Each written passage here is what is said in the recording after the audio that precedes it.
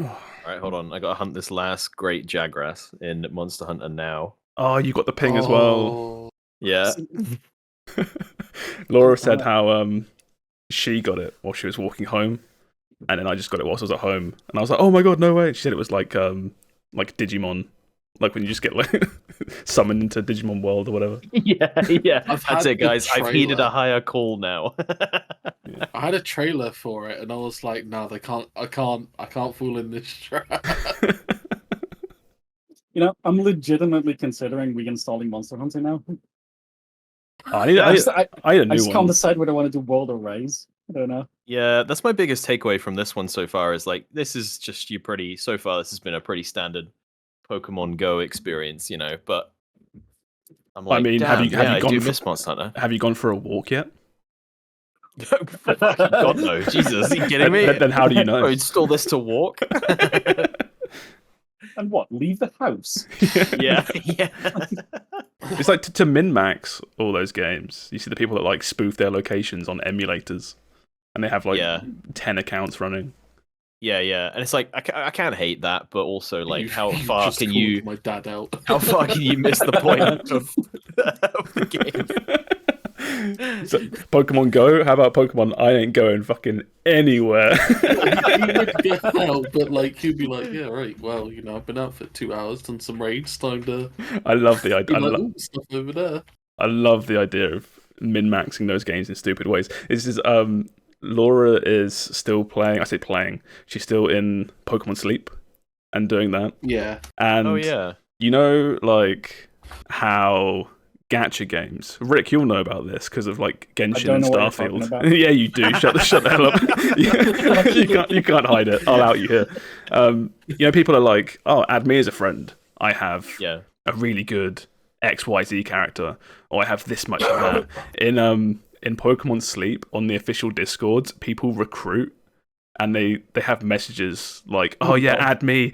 I sleep like twice a day for at least X amount of time. Oh, really? That's awesome. Explain Pokemon Sleep to me. I feel like...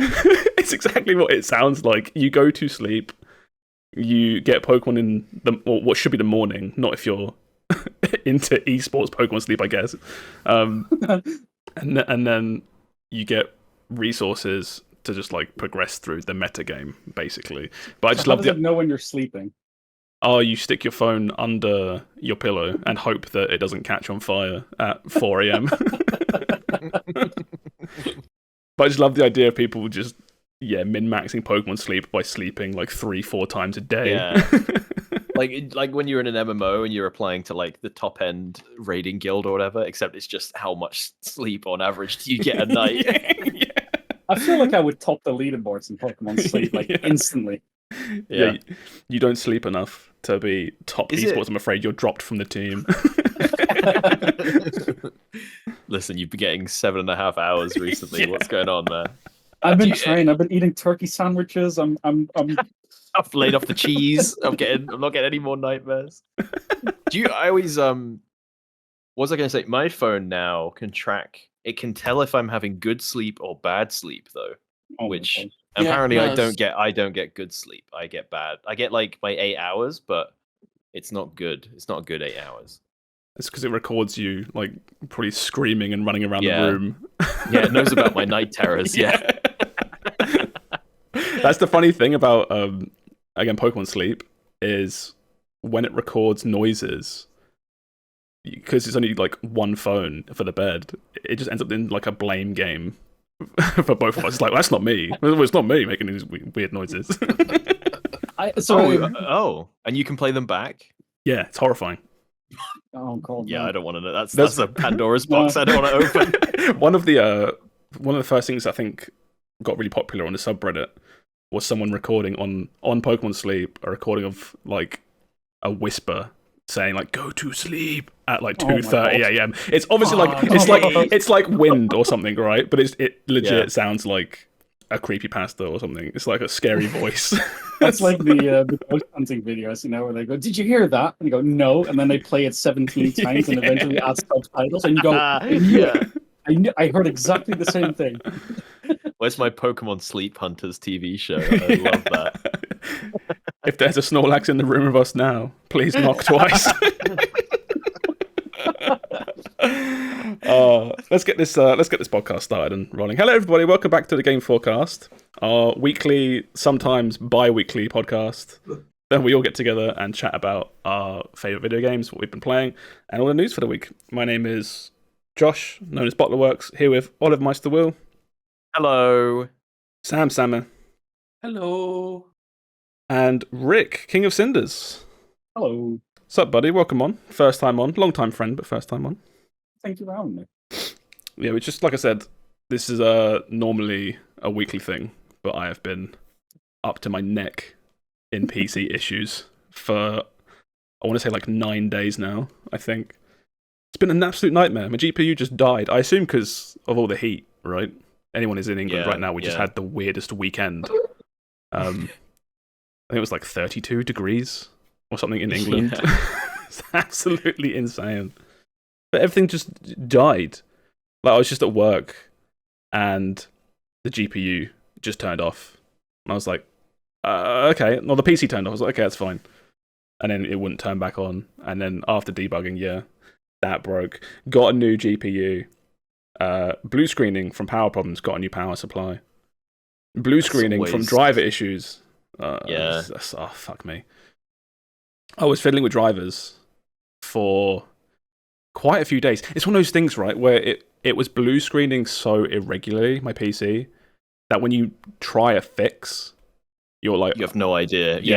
Has this worked? Oh, that's the worst. And then it's like, it gives you hope because it hasn't done it for a while. And you have that like moment of like, oh my God, I've done it. And then it blue screens again like a day later. Well, and you just have the depths of despair when it happens again. Oh my God. Like, we'll obviously talk about it in a bit, but yeah, I played Starfield for like 6 hours. I was like, right, problem solved. Turned the PC off, went to bed. Great, turned it on in the morning, did nothing. It was just like on the internet for 5 minutes. Blue screen, same error. It's like, oh, for God's sake. And then it got stuck in a boot loop from a shit driver I installed by just clutching at straws. You do everything so methodically, and then after like 5 days, you're like, some random guy on a forum's like, try this driver. I'm like, okay, sure, fine. And it just like... When you get to that point, It's like, I'm desperate, man. Like, here's a thread from 8 years ago where a guy's like, this might work. I'm like, sure, fine. And then my computer gets stuck in a boot loop from that driver where it just blue screens when it turns on. And I'm like, of course it's doing that. Why did I download this random shite from... Oh my God, yeah. So, I think we're back now, though. Just about. Literally fixed it all last night. Yeah, don't jinx it. If the audio is weird halfway through or just cuts off, know that my house is a crater because it's blown up. Yeah, this is like the last podcast, right? Because this could be it at any moment. We have no idea if this is about to all just come crashing down. What I will say is, I think it was like a couple of episodes ago, my internet cut out for the first time ever in like 80 weeks of recording these. And I feel like I stitched it together so well in editing, you'd never know. So if you listen to us live, try and go back and hunt that down, because I feel like I did that pretty well. Anyway, I'm babbling now. Should we talk about some stuff? Should we just go straight into like the big one for the week, which I feel like is Starfield, right? Or big one of last week. We're a bit out of date now, but I feel like everyone has at least played this game or has like some sort of opinion on it, right? Rick, have you played or heard? Well, you've obviously heard of this game. Have you played Starfield yet? No, I decided to err on the side of caution on this one, and considering all the other games that are coming out or came out, this was the one I chose to skip. Man, it's so busy right now. Like, just the gaming landscape is... I say that, I feel like it's been busy for about 4 months now. Yeah. Of just non-stop stuff coming out.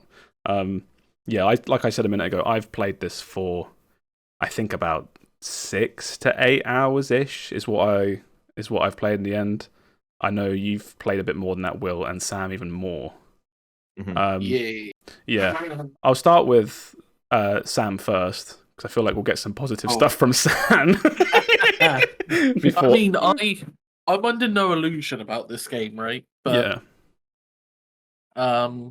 this game for me is like, I think I leave it at a solid 7 out of 10. Like, this is actually, it's a good game. It is a good game. Yeah. I'm gonna start with the biggest issue I have with it, which is my biggest issue isn't bugs, which is what you would expect from a Bethesda game. Yeah. Which doesn't look good for the future of it, because if it was just really buggy and shit was wrong, you're like, okay, it'll get patched, like, or whatever, like, come back in a week, worst case scenario, like, it'll get fixed, right? But Starfield's issue isn't bugs, it's just the game itself. It's just wonky design for me. It's just like, It's not a space game. You are in space. Space is a medium for fast travel.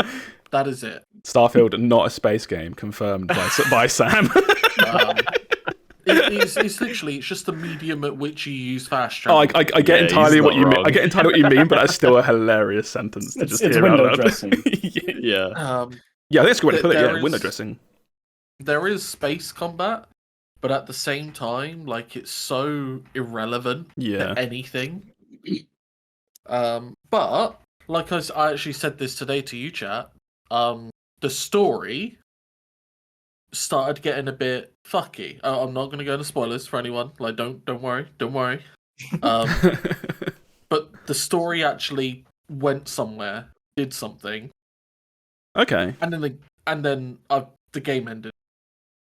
I feel like don't Skyrim and Fallout 3 and Fallout 4 kind of do the same thing, where you're just wandering, then the story kind of goes, and it ends. Then it's over. I guess, yeah, in Fallout 4, you kind of get dropped on you, like, I guess the big bombshell about where the Sims are being made, and then it's your son. Yes. And then kind of the next thing to do is finish the game.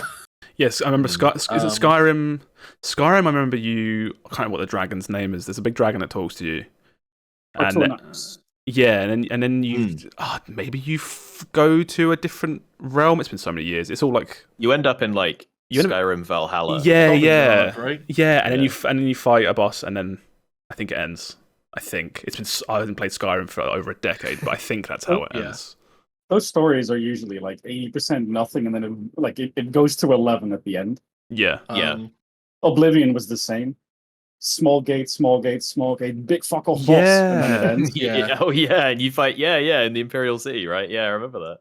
But that was when it got fun for me in Starfield, because the game just went, right, well, shit's turning up, so I guess here's just a horde of guys. Have fun cleaving your way through and shooting up. Yeah. Like over 100 guys, and it's like, oh, okay, this is what the game should have been. Go to an area, it's flooded with guys. Maybe if you're a stealth character, picks them off around the edges. Yeah. Or just going guns blazing against like 20 dudes. But for the majority of the game, you never face more than like 3 or 4 people at once. I found that during all my confrontations that I did in my playtime, which again was quite short for these sorts of games. I don't think I took on more than 4 people at a time. And normally it was 2, maybe 3. And it's always the enemy variety in this game is pants. It's pirates. It's people in spacesuits, but the spacesuits are slightly different colors. And sometimes there'll be a robot which also looks like a human.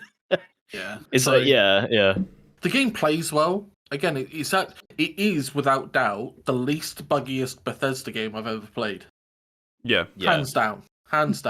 That's not a terribly high bar, though. That is not a high bar, but it has nailed it. The game fucking boots without crashing. GG Bethesda, you've done it. Told you, genius.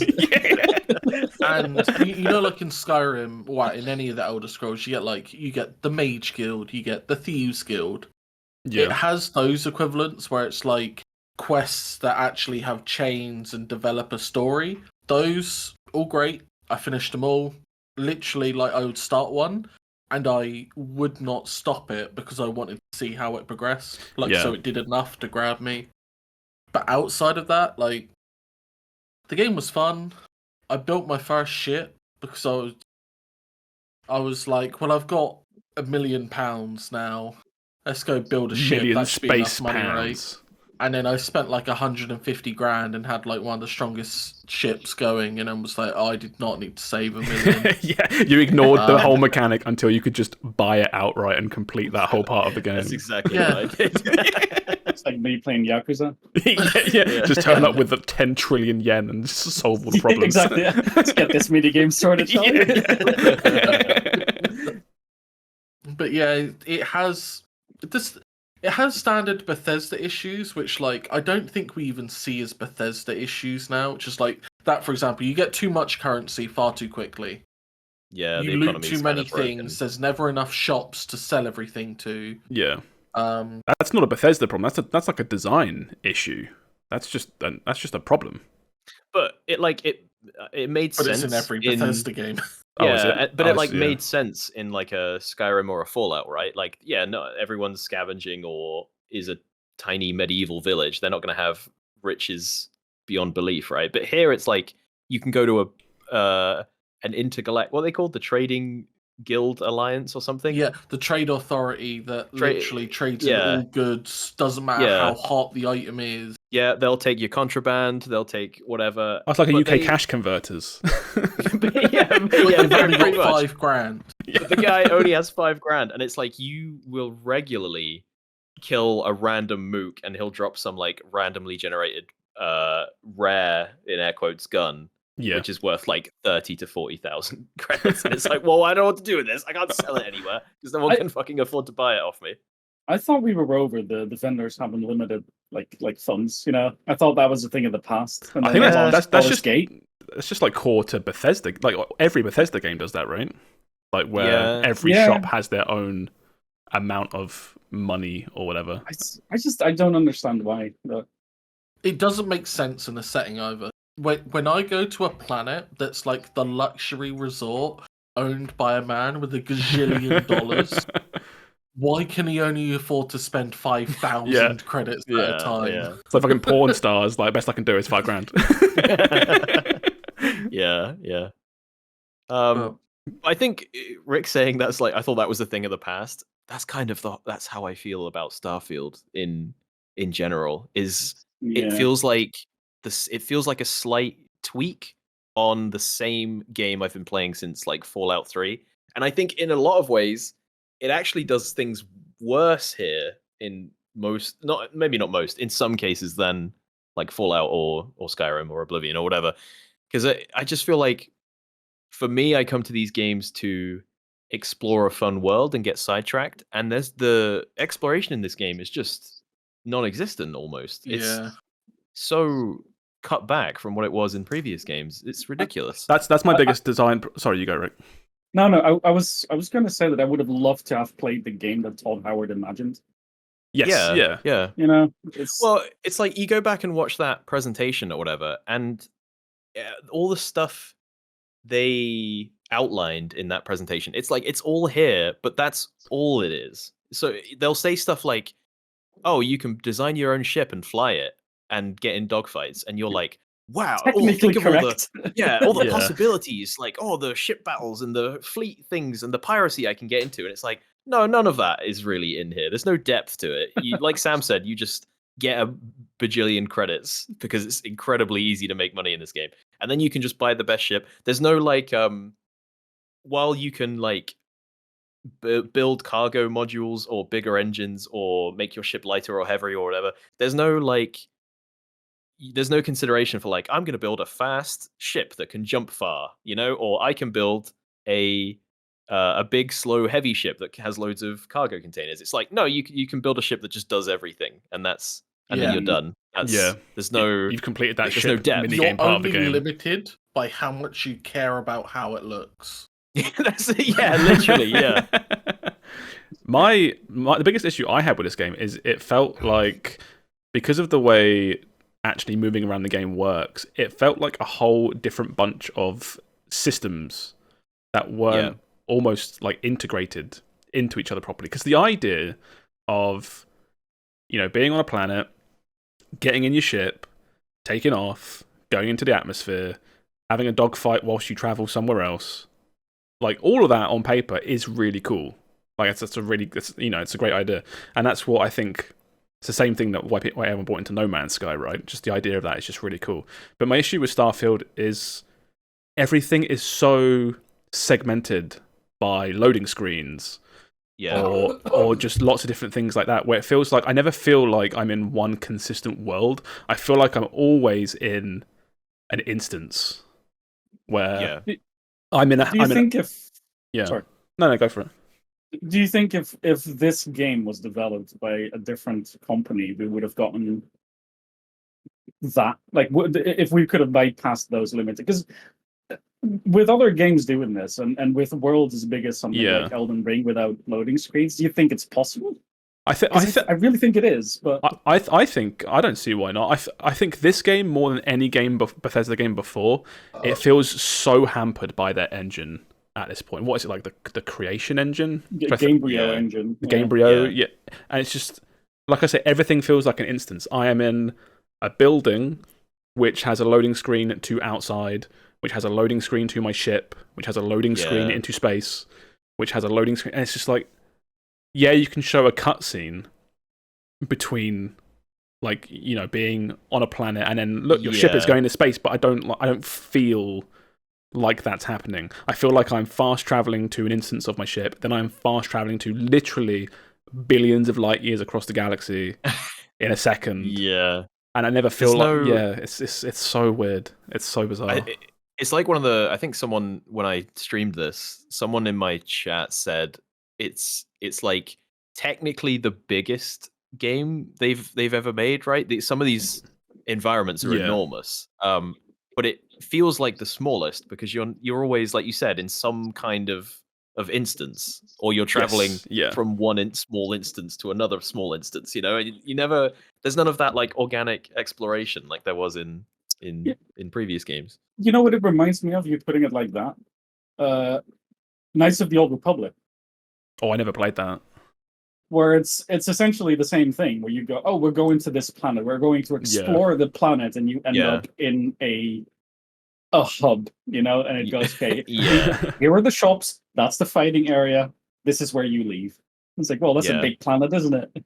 I feel like that game specifically would have been a tech issue of the time. Like, literally, it's 23 years old. Exactly, but then I don't think a game like this, with the ambition that it's got, the budget that was probably put behind it, and just I don't know. I just, it's odd. I guess I just expected more out of that element instead of just feeling like it just feels like fast traveling Fallout in space. But then I think a lot of the enjoyment that I used to get from like Skyrim and Fallout and things was, it's literally the Todd meme, right? Where he's like, you see that tree over there? You can go there, or you see that mountain over there, you can climb it, all that kind of shit, right? Mm-hmm. Whereas you don't really have that in this. You never see, or at least in my experience from my playtime, I never see something and feel like I want to go there. I just feel like I'm fast traveling between planets and points of interest. See, I did early on. I did have that because they give you the big star map quite early on, and you can technically kind of go anywhere right off the bat. Yeah. So I was like, a couple of hours in, I was like, I'm gonna jump right to the edge of known space, right? I'm gonna go to one of those because they have like level recommendations as well, which basically do nothing. But so I was like, right, I'm gonna jump right to the edge of space, and when I got there, I got to a system that was like right on the border. We don't know what's out there, and I was like, oh, what stories these people must have to tell. And you land, and it's like, no, it's just another science outpost that I've seen. I've seen like 50 of these on the way here. They don't have anything for me. We like to mine iron here. yeah. And it's like they've played with this. It's called like, it's like Radiant Tech or something, isn't it? They've played with it before. Radiant AI, that's it. That's from Oblivion, I think. That's what I mean. They're still building upon these systems that they should have put aside years ago. It's Sorry, carry on. No, I mean I do the same thing, Josh. It's ridiculous. I get frustrated. Like it's such a Frankensteinian engine. Like they keep adding bits to it and never cutting the fat. You know, they're never. It's just like layers upon layers upon layers of shite. Yeah, I think it's the inverted pyramid that we always talk about. Yeah, it's on like shaky foundations. Yeah, but I think before now it was fine, right? In things like Skyrim and Fallout, those games were small. They had big worlds, but you can explain away enough of those problems in those games by just like, it's a fantasy world. There's not going to be cities full of people, or it's a Fallout game. There's not going to be people everywhere and all that stuff. But it's like here, it's just this is just the wrong game for the studio to make, because it's like it doesn't play to any of their strengths. It's too massive in scope for what they can do. They've gone too, everyone always complains, oh, these games are so wide, but they're not very deep. And it's like here, they've blown that out to such a ridiculous proportion. I know what you mean. It's an exploration game where everything is procedurally generated, and it's like that's not fun. I never land on a planet and I'm like, oh great, it's that one tech lab I've seen like 9 times. Cool, I can't wait to explore that again. I like that boulder. That is a nice boulder. Do you remember the times when you were playing stuff like Morrowind or Oblivion a second time round? And you knew that if you go down that mountain and you take a left and you go through that little cave and beat the golem at the end, you got that specific sword that would help you a lot. Yeah. Is there anything like that, or is it literally just like, no, mate, we'll just re-roll the parameters on this? Like, is the gear random too? There is certain rewards that you always get for like quest lines and stuff. Yeah. But as far as like loot in the world, I think maybe? I think I saw people talking about there's a quest line early on, which it was a good quest line. It was about you kill a bunch of like space. They're called spacers. They're just the bad space people, but not the worst space people. They're just like general shitheads, basically. Morally grey. Yeah. You kill some of them. There's nothing morally grey about them. But... No, yeah, they're the generic bad guy mooks. They don't even have a backstory. They're just like, this guy's an asshole. Morally dark grey. And you get a note from one of them that says like, hey, we've got a secret base. You go here. And I was like, that's cool. I like that. So you go to the secret base, and it's the story about this guy who he doesn't really know his mum very well, and she leaves him an inheritance, but the inheritance is like a puzzle, and he has to like figure it out. And he dies midway through. Who cares? I don't care about spoilers. It's a minor side quest. It's not that big a deal. But it turns out his mum is basically like Space Batman. And so the culmination of this quest is you get the Space Batman suit and the Space Batmobile, which is a ship. And it's cool. But I've seen, and it's like really good gear for the start of the game. But I've seen people saying like, oh, I reloaded the game like 6 times so that all the affixes to this bat suit are all better. That's gacha shit, man. I'll get Star Rail flashbacks. I can drop. I don't know how, because I don't want to say spoilery, but this game has a new game plus, right? Mm-hmm. Okay. Where they decide to like almost try and make the game a roguelite. Okay. What are you talking about? I might be back in. Hold on. Hover over that buy button. It's really hard to explain without giving heavy story spoilers. Yeah. But yeah, they do this thing where they're like, okay, we're going to do New Game Plus in this game, and this is the reason as to why you should do New Game Plus. Yeah. And then that leads into doing New Game Plus Plus and New Game Plus Plus Plus and just constantly doing New Game Plus. So forever and ever and ever. So it's a Souls-like. Yeah, it's a Souls-like. Put this in terms Rick can understand. Yeah, it's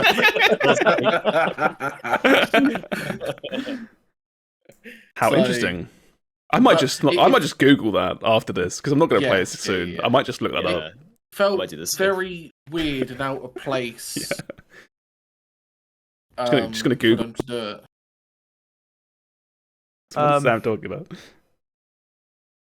But yeah, I'd happily talk to you about it afterwards if you want to know. But yeah, that is like massive spoilers. Yeah, Go on. I was just saying, like, in particular, what I've seen about this game, sort of, hovering around Reddit and Twitter and all these other places where people talk about it, the conversation about this game, generally, the wider conversation, has felt more toxic, I think, than anything of recent memory. And I won't go much into it, but it feels so weird where people are claiming it's the most fun game they've played in ages, and other people saying, I don't get it, it's kind of boring, this, that, and the other. And those people will argue. But it's like, you're both kind of right. Like, you don't need to argue here. Like, it has its good points, it has its bad points. I think like it really depends on what you're looking for out of like a game like this. Because I bounced off this really hard. Like, I played it for 8 hours and I was just like done. But this feels like a game I could play randomly in 2 or 3 years when there's not a lot out and really get into it. Yeah, mod the hell out of it. Absolutely make this game like the next Minecraft.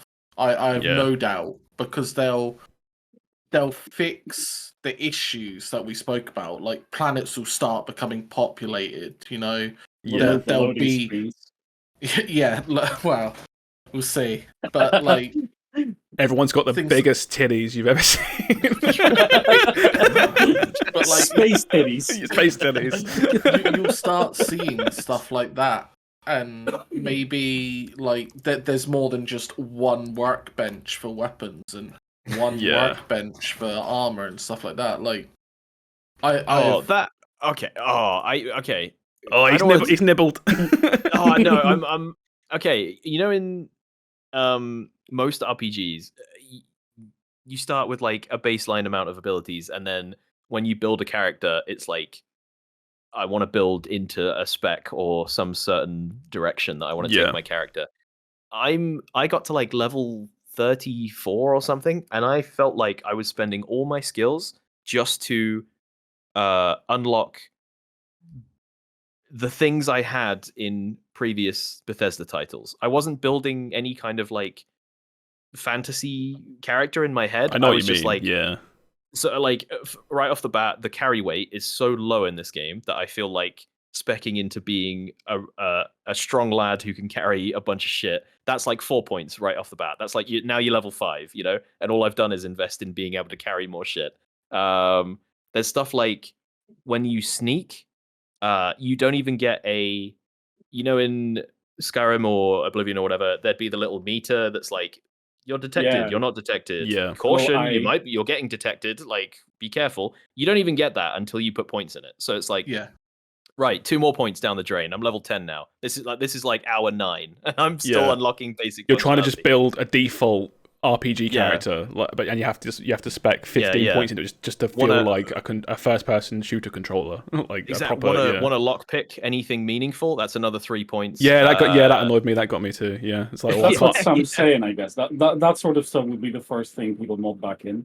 Yeah. So it's funny because I liked the way that they made it. So not the picking these things, but like to get from like lockpicking 1 to lockpicking 2, for example, you had to do like, not like a quest, but you had to reach a thing which was like, oh, you need to pick lock 5 thing. Now you're good enough to get the next skill. That was cool. But I agree, the thing where it's like, no, you physically can't lockpick until you take lock. You physically can't stealth until you take stealth. Yeah. Like, I thought someone mentioned as well about how you had to do challenges to level up your perks, which I thought, because I started the game a little bit later than other people. I was like, that sounds really cool. I can't wait to like do challenges to level up perks. That's the thing I like. But I thought from what I saw, I was just like leveling up the pistol, and it was like, oh, how do I get the pistol higher? And it's just kill 20 people with pistols. Stuff like that is obviously going to be,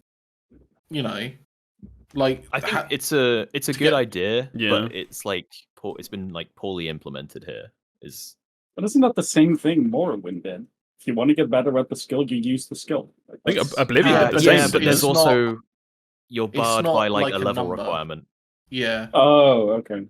So like, yeah, you'll get level 2, right, and it'll give you a point, and you put that in lockpicking, and then it will say, hey, to get to the next level of lockpicking, you have to pick 5 locks, and cool. But then once you do that challenge, you still need a point to put in. So like, what would usually happen for me is I would have like I'd complete 5 or 6 of these level requirements, but because I'm leveling up at a slower pace, I don't have the points they're just sat waiting for a point to put in until I level up. It really annoyed me early on because I was leveling up and putting points in, and really, really early game, I saw it said to get to next tier, you need 4 points in this tree. And I saw the challenge system, and I thought, oh, so I'll pick 4 of these 5. Yeah. And then that'll get me to next tier, and then the rest, the baseline will level up through levels. But I didn't know you had to also use points to level them up. Yeah. So by the time I found out, I was like, oh, I'm now proficient in shotguns, machine guns, pistols, ballistics. I'm like, oh, for God's sake, I've completely crippled myself out the gate with these perks. That annoyed me. Do you end up being the same generalist character you are at the end of every Bethesda RPG? You do, or is there I read that. Pretty much. I've read that there's. It's either there's no level cap or the level cap is every perk. It's one of the two. Basically, you can get everything. Yeah, you can get everything. You can get everything. Yeah. So that's pretty cool. Yeah. So basically, my problem would have been resolved by hour 600 or something stupid. Also, it's one of those things as well where the one good thing, quote unquote, about Bethesda games as well is you always have the command console. So if you really fuck anything up. That's not a perk. I'm not letting you say that. That's not a good thing. You have access to the command console is a perk of the game. Shut up, Sam. That's ridiculous. I have always liked the fact that if I want to just go and do something, but like I make a new character and I want to do a new build in like Fallout 3 or something, you can just be like, right, I'm going to start again. Just make me level 15. Yeah. Or something like that. Yeah, right? I get what Sam's saying. It's nice that they're just like, yeah, just break your own single player. So I was I was thinking it in terms of like a get out of jail free card if your game bugs. That's what I was thinking of it. Where it's like, I'm stuck in a wall. Just open up the command console and no clip. All right, I'll push this along slightly. Has anyone got anything they want to get off their chest about Starfield before I push it along? The companions all suck. The companions do. No, Sarah Morgan grew on me. Is it worth full price? What, the default lady that has no personality? She grew on me, man. I wanted to throw her out the nearest airlock, except you can't because they haven't programmed for that.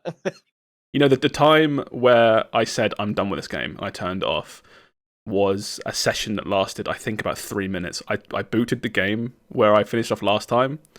And I was in like a corridor in some spaceship. I turned around to start a conversation with her, and she was sideways, walking and jittering into a wall whilst saying something really boring. And I was like, oh, I can't right now.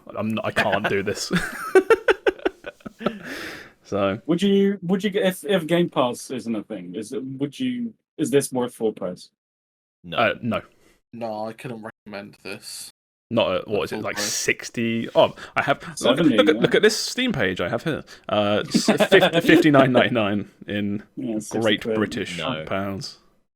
Yeah, this will be a great, like a year from now. There'll be a Game of the Year edition with all the DLC included, all the bug fixes, and there'll be a great workshop. Most downloaded mods that you can go and just cherry pick that you want. And it'll be $19.99. On Steam. And it'll be 90% off, and you'll pay a $5 for it, and then you'll be great. You'll be golden. Yeah, it'll have optimization, which we didn't talk about. This game runs like ass for most people. Sam somehow got it running quite well. The game on Ultra does look beautiful. There's the DLSS drama as well attached to this, isn't there? Yes, there's no DLSS built in. Modded in though, by the way. You can just mod it in. You can, and the first guy who modded it in, a guy called Pure Dark, actually has now got DRM on his mod, which really? people aren't happy about. Oh, really? Oh, wow, okay. That's wild. Yeah, so he was basically like, well, if you think you can do better, because I need to get paid for my work. If you think you can do better, then do it. And the internet took him up on it. They're like, okay. So there's now a bunch of free DLSS mods, but the guy he's making like 40 grand off his Patreon every month. And he's like, yeah, by the way, every time you launch my DLSS mod, it's going to double check whether you've paid. People are like, nah, man, we're good. That is absolutely mad. I feel like this comes up every time Bethesda releases a game where we talk about how how much can we expect modders to do, and should these people be paid? It's like a passion project, but they are putting a lot of work in. So should these people be like mad that they want to get paid? Is it justifiable? I feel like this happens every time, and it's just because Bethesda releases such shitty products that everyone else has to fucking fix them for them. Bruh, just work for the company. You can work from home now. Just go work for Bethesda. They have hired some people, haven't they? There was a story of there was a woman who did lived in mods where she would go through towns and cities in Skyrim and be like, instead of this looking like a Westworld mannequin lived here, I'm going to put like some boots on the floor because the guy got home and he's tired and there's food on the table and stuff like that. And that person did get hired by Bethesda, so that's I like those stories. There's no creation club for this game or anything yet, right? Yeah, literally yet being the keyword, because that'll get put in at some point. Because I completely forgot about that. But the paid mods, that's the one thing that strikes me as it's both a good thing, but also really odd for a company like Bethesda, where there's not really any monetization for this game. When I feel like a lot of their games previously, like Fallout 76, and I think they put it in Fallout 4, you had all the creation club stuff where they were doing what you were saying, right? They were helping people charge for mods. Do you think that's trying to earn some goodwill back from I think so. Fallout 76? I do think so, yeah. They really dropped the bomb, with Fallout 76. Boo. No, yeah, Fallout 76 was... Because they don't release games often, do they? Yeah. So a big stink for Bethesda is a really big stink that lingers. It's been 8 years since Fallout 4, 2015. Oh, don't do that to me. Really? That's crazy. Yeah. Oh god, I'm aging. I'm that gif of Saving Private Ryan. Yeah. But they was it AMD? AMD actually said that there was no there was no hard block or anything on DLSS. Like, Bethesda is free to add DLSS to the game if they like. They just chose not to. Yeah. Yeah. But then it's like, that just speaks to like a common thread where it's like, why isn't there an FOV slider? And it's like, well, someone can mod it in within a minute of it going live. They just didn't care enough to add it or something. It's like, come on, guys. Why? How are we still having these discussions? in your brand new IP, brand new. And again, I know it's kind of just to like sort of loop it back around. It's like they've had time. They don't release games often, like compared to other companies. Like I know it's very big as an 8-year project. No, I mean no, it doesn't. Yeah. Which makes me think like Bethesda might have other issues, right? I don't know. So I don't know, because the game's sold a bajillion copies and scored 9s and 10s across the board. So. Yeah, but we've said this before. It's never the bad game that does badly. It's the one after, right? Yeah, right. But this is following Fallout 76. But this is following Fallout 4. Fallout 76 wasn't a single-player Bethesda game. I see what you're saying. Yeah, I see what you're saying. I also get what you're saying, but I do think you have to take 76 into consideration, just in terms of the timeline. I understand why, but I think if you actually ask someone who, like, for Bethesda games, I don't know if 76 even comes into their mind. Yeah. Everyone it was like a collective hallucination. We've forgotten that existed. Yeah. We all got that one Joseph Anderson video, I think, was it Joseph Anderson dunking on 76? The 1,000 bugs of Fallout 76 or something. Yeah. That's the only thing that reminds me most of the time that game even existed. Yeah. Yeah. But yeah. Anyway, Fallout 76, Starfield. Yeah. Who would have thought that after everyone completely hammered that IGN review and the GameSpot review for being 7 out of 10 that's was actually maybe kind of correct. I don't want to yuck anybody's yum. Yes, but yes. How can you? I don't understand. In this year of all years, like in a slow year, sure, I'll give it to you. In this year of all years, how could you give this game like a perfect score? Resident Evil 4 remake came out this year. Came out this year. There's so many fucking amazing games. There's like 10 games. You got like Tears of the Kingdom, Baldur's Gate, Resident Evil, the Dead Space remake, Pikmin 4. Unironically, by the way. Was Callisto Protocol this year? Callisto Protocol, yeah. It was, yeah. Oh, the DLC was. That was definitely a game. That was it though? FF16. I think so. FF16. FF16. Oh, I forgot about FF. How did I forget about FF16? I love that game. I still personally always give credit to Diablo 4 as well. Diablo 4 had a great time with, yeah. They just fucked up. And they the year's not landing and then fucked up the first step. And the year's not over. Like I know, there's tons of great games still coming out. I haven't got it here ready to show, but I did see right before we went live that the Lies of P reviews have just dropped. Another great game. I do not want to. Yeah. Oh really? Oh cool. I don't want to. I am so hyped, dude. I'll set no expectations for you. But in a world where it looks like those games sometimes kind of, struggle. Which like Souls. Yeah. It's always a coin flip in it with Souls-like. It looks like it's worth playing. So I played the demo. Yeah. So I was on the fence because, like most people, I'm a Souls-like fan, and then I see the knockoff Souls-likes, and they're always like 6 out of 10s or 7 out of 10s. Yeah. I played the demo for this, and I was fully on board. Yeah. Like, my height went from maybe to absolutely day one purchase just from the demo. Yeah. It's like I said, this year is so stacked, and it's still not even over. You got a brand new 2D Mario game coming out. You've got Spider-Man 2 coming out. Yeah. Silksong, any moment. Yeah, now. Silksong's definitely coming out this year.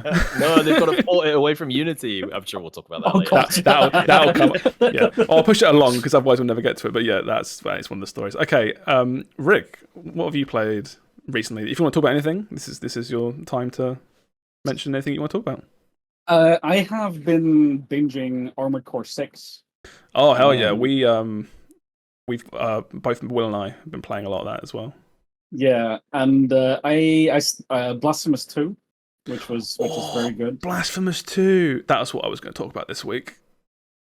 I've got it ready. That game is fucking awesome. Yeah. Have you finished it? And I did finish it. Yes, I finished it on stream. It's spectacular.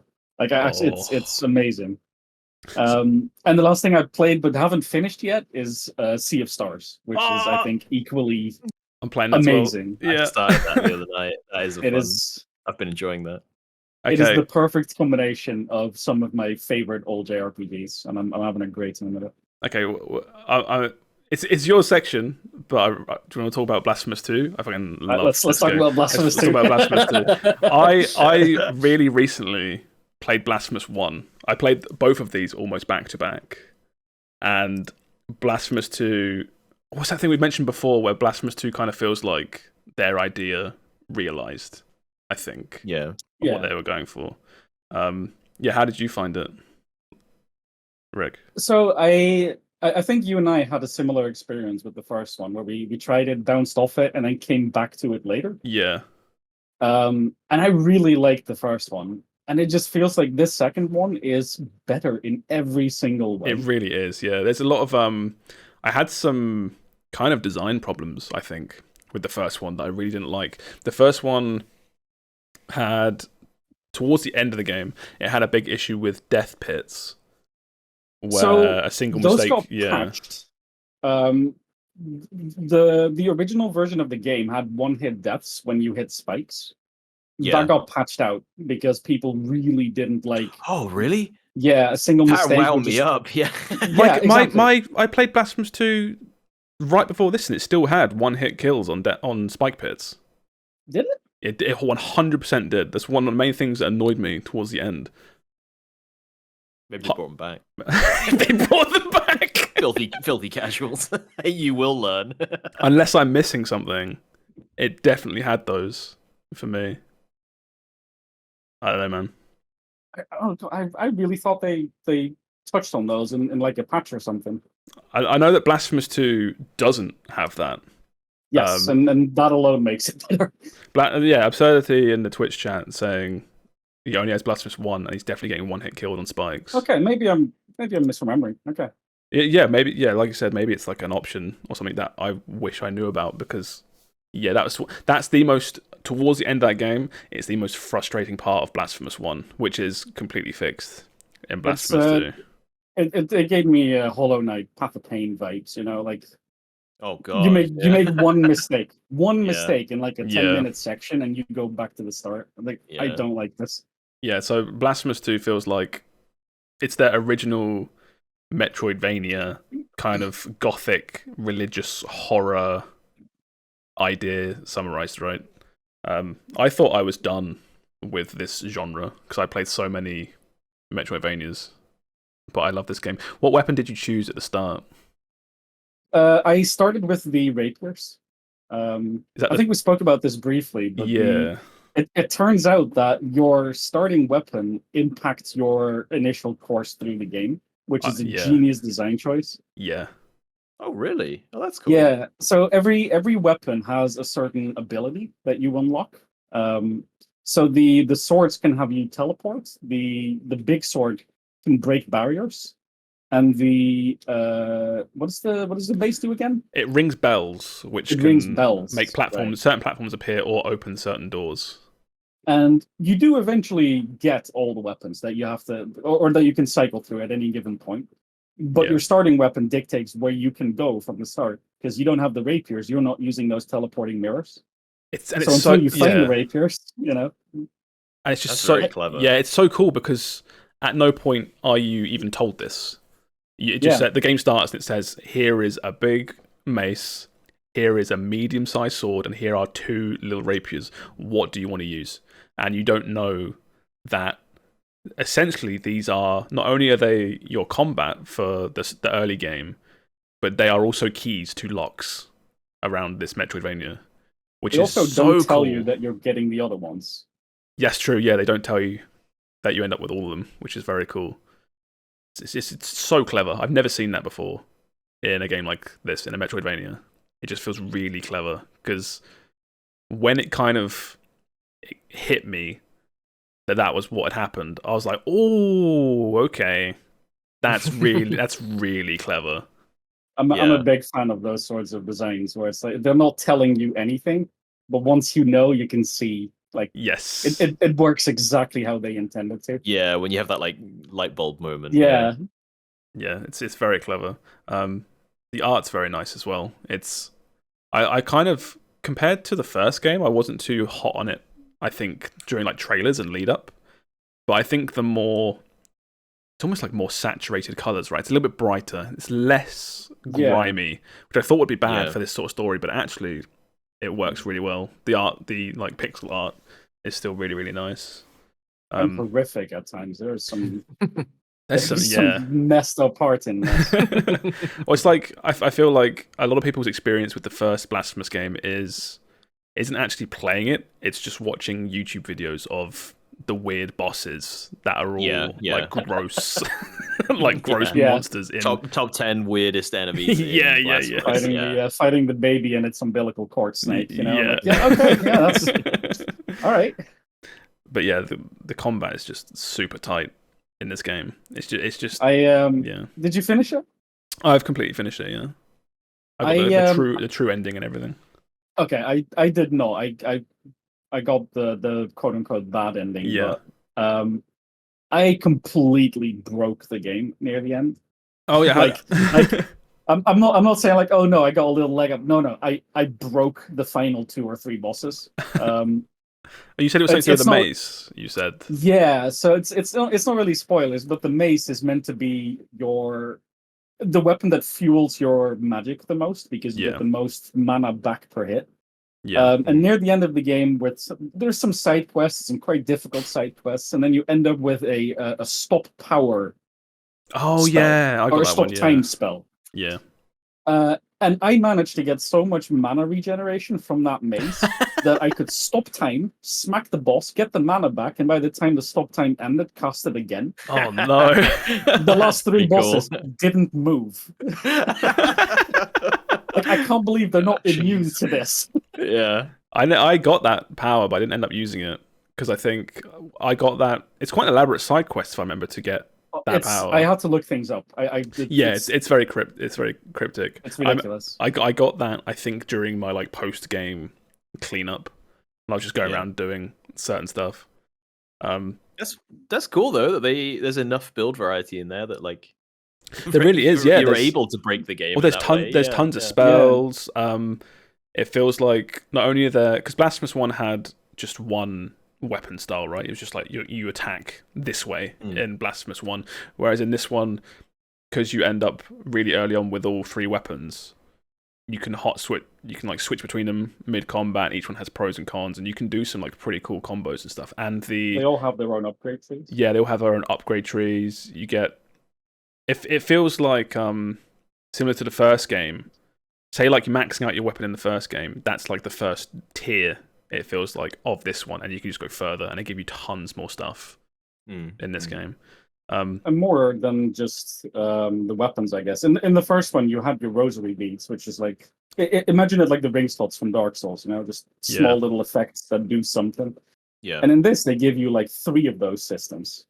Yeah. Like there's a lot of fine tuning to be done with your build. Yeah, there's rosary beads. There's the statues. There's the statues that give you like little like percentage buffs.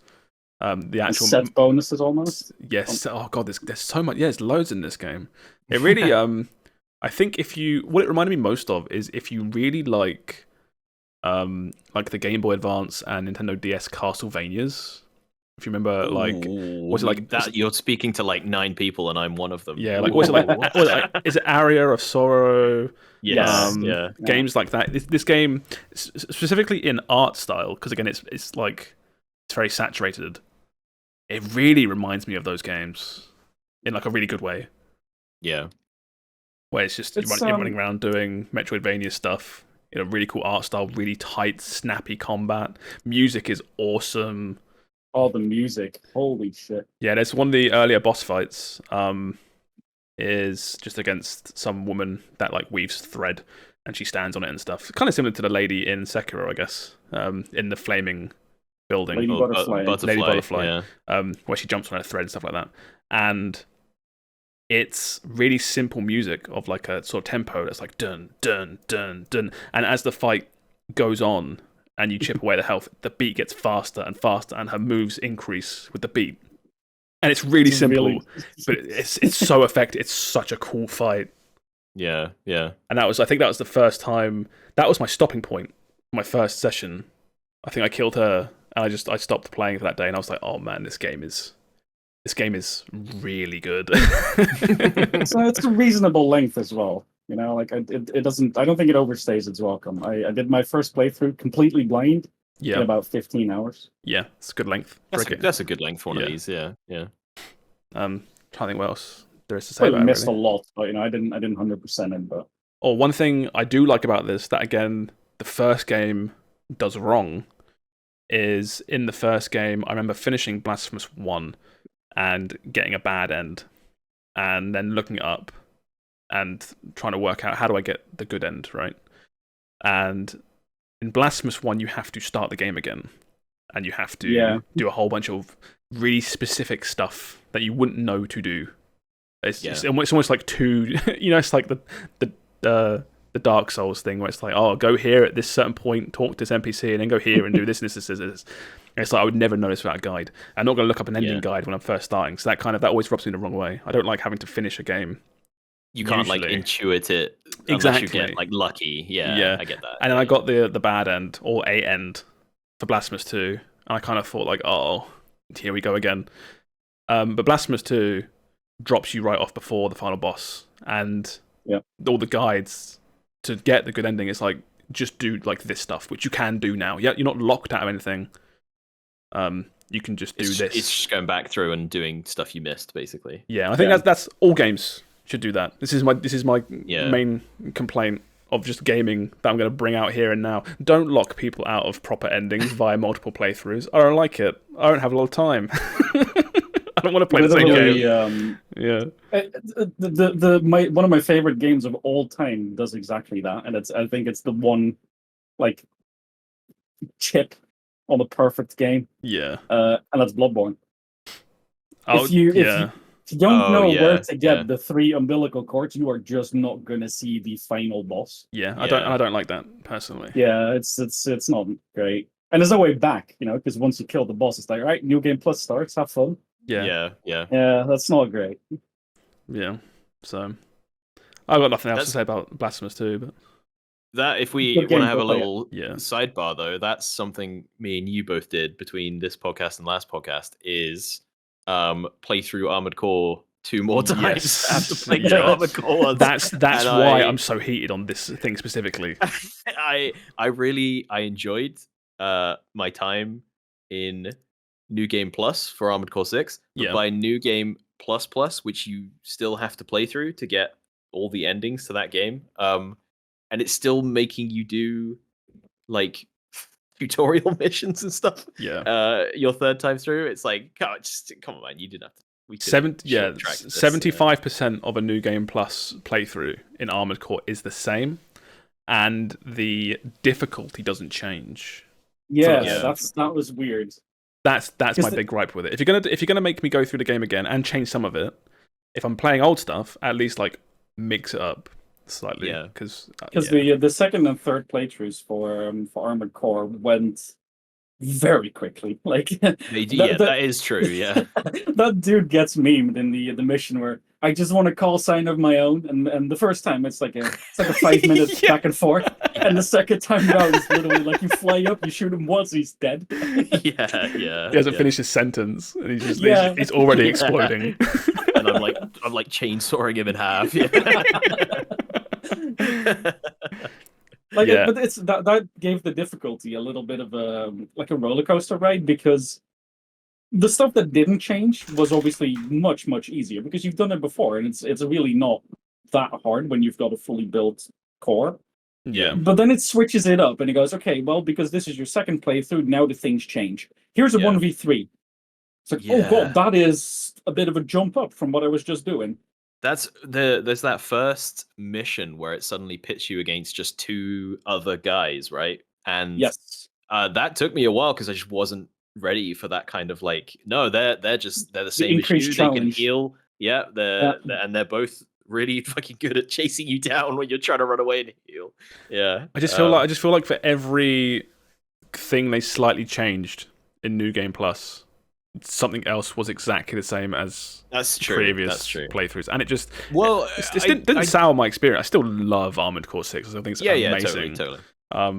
But I just had a bit of a gripe with that, I guess, because it's also when everything is the same but also kind of not the same, it doesn't make it intrinsically clear at that point what you can skip.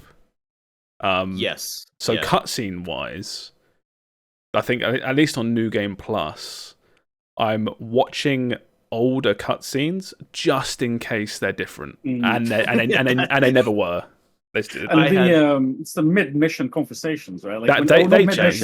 When you end a mission, you get that little debrief because it's not a cutscene. It's like an MGS codec call. Yes, yeah. I skipped through them right on the third, but then no, because some of the dialogue is actually the third playthrough's dialogue after the mission. Yeah, it's very different. It's very different. Yeah. I had while I was like mopping up these missions just to get through to the new stuff. I had that same moment where I was like watching Netflix on my other monitor and just sort of like cruising through the mission on my and then a conversation would start and I'd be trying to do the thing that normally happens in this mission and it would be like, no, you have to. No, you need to go the other way, and I'm like, oh fuck, hold up, what are they talking about? What's going on here? You're back in the room. I didn't see this before. Yeah. Great game though. Yeah. I don't. It does something. God, I was just saying, I'm not entirely sure if I found it worthwhile to play through it 3 times personally. I think that's fair. My enjoyment of the game peaked at my first ending, and it never reached that high again. I didn't have enough when I ended it the first time, which is why I did the rest. I wanted more. I wanted more parts and more mechs and more guns and. I think part of the problem is it's really that game has I'd say some not insignificant balance issues that it feels like you can. Yeah, specifically the 2 shotguns and the 2 cannon mounts on the shoulders. That it feels like after midway all the way through the first playthrough, I was speccing out my robot and trying out different guns and things, and then 3 missions into the second playthrough, I was like, oh wait, this is just so overpowered. I don't need to change anything. I just need to get these 2 guns and these 2 cannons, and I just need to boost into everything's face and blow it up, and nothing can stop me. It's opening Pandora's box, because once you start and you know the OP build, it's hard not to fall back on it. I kept trying different, like, I'll go like the floaty legs and make like a missile mech and stuff, and it's just like, just nothing is anywhere close to effective as getting the fastest stuff and just boosting into everything's face with shotguns. That's the problem when an imbalance like that exists, doesn't it? Like, I want to try other stuff, but I know it's only half as effective as what I want to do. Mine. Like, I love the micro missiles. I just have a soft spot for like the Iron Man micro missiles. The gazillion missiles coming out of the shot. I love it. And I remember getting the do you know the ones that look like wings? The triple. Oh, I think I know the ones. I've seen them in videos. You get them from the Carla or something. Yeah, like I think you can fire like 3 salvos of 10 missiles each. Yeah. And I'm like, done. That's fantastic. That is exactly what I want. And then you fire them and go, this is not as good as the needle launch. yeah. Like, it's not even close. I found the issue with imbalance, and kind of, again, it's like the Pandora's box thing, which is, at least on my first playthrough, I tried to stay as unique as possible. I knew I had this cheese build in the back pocket of tank treads, miniguns, whatever. And that was always like there.